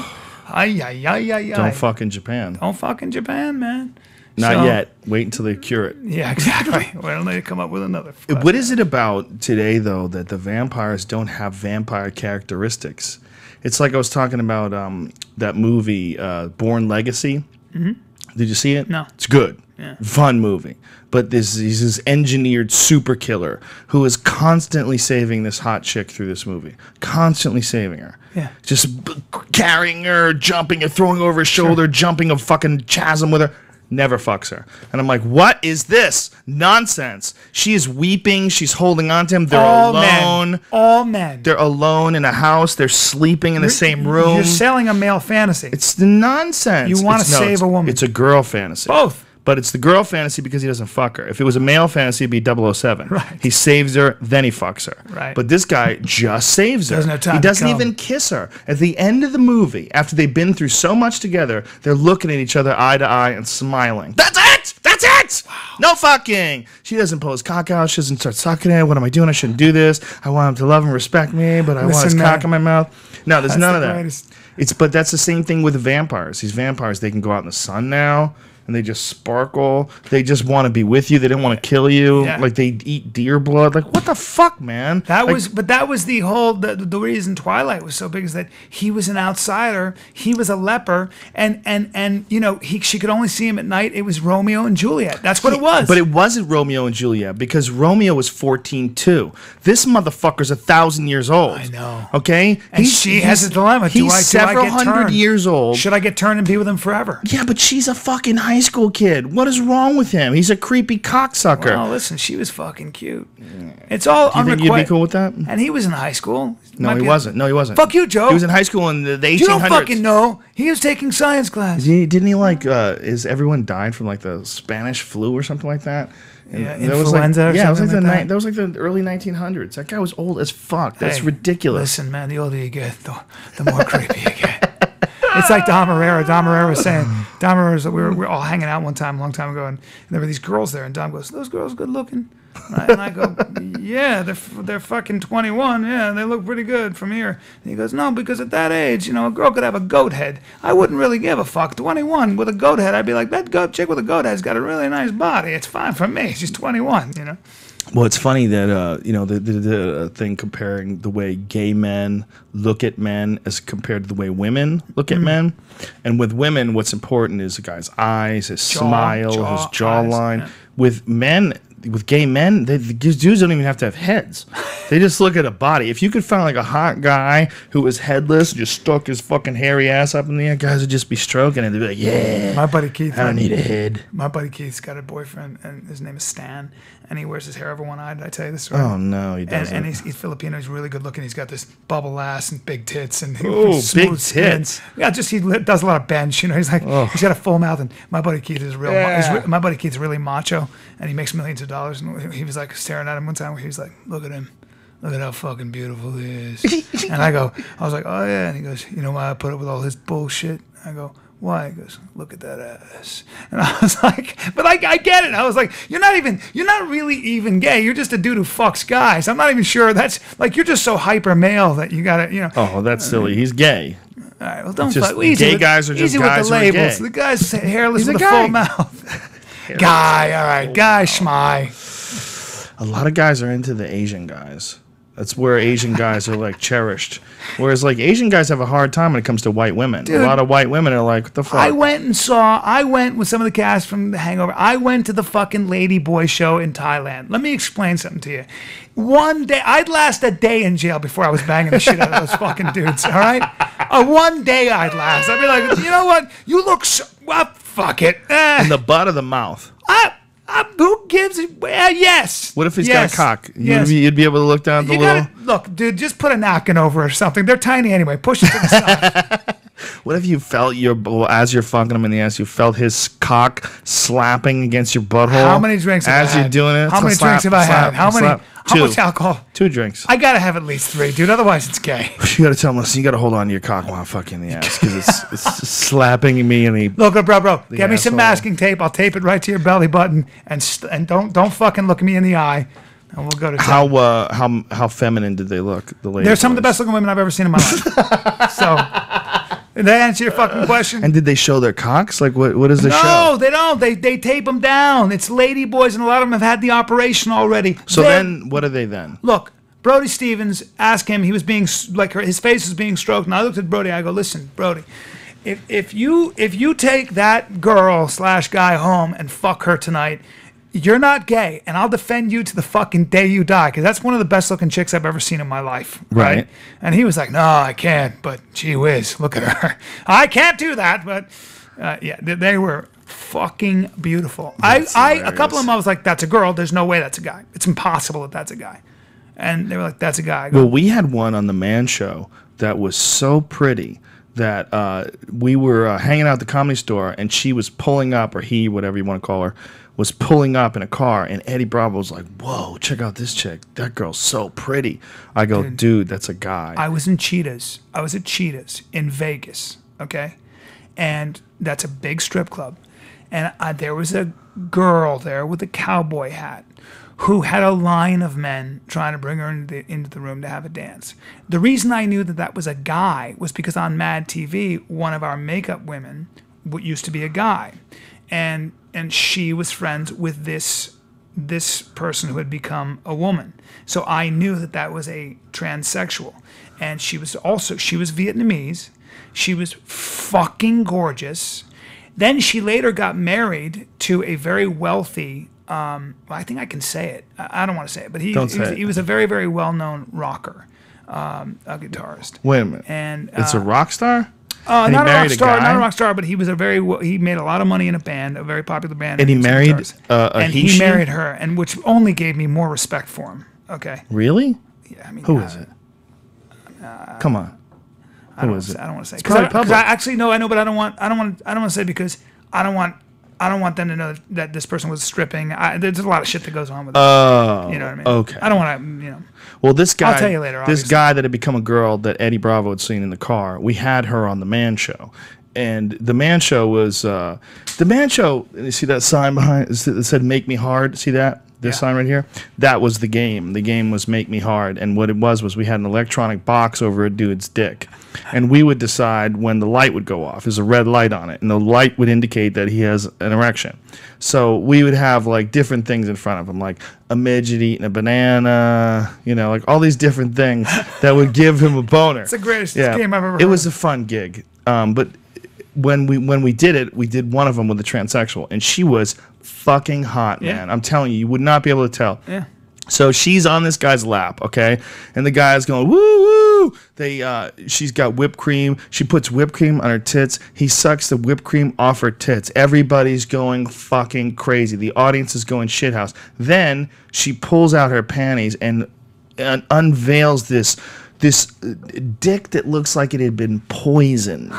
Because she'd been taking all these female hormones. Oh, no. So her dick was like black and sick. No. It was like it had been like it was been atrophying. It was for sure. Not just atrophying. It was like it was completely cut off from the process, like withered away. And see, now I have a boner. Is that weird? Black. It was a black dick, and she wasn't that black. She was like a Latina, something or another. Yeah. But her dick was dark. It was dark, like it was tired. It was rotting. It was like it was rotting away, and she pulls it out in front of everybody, in front of the crowd. And the collective of everyone. And the look of repulsion in the guy's eyes. Oh, my God.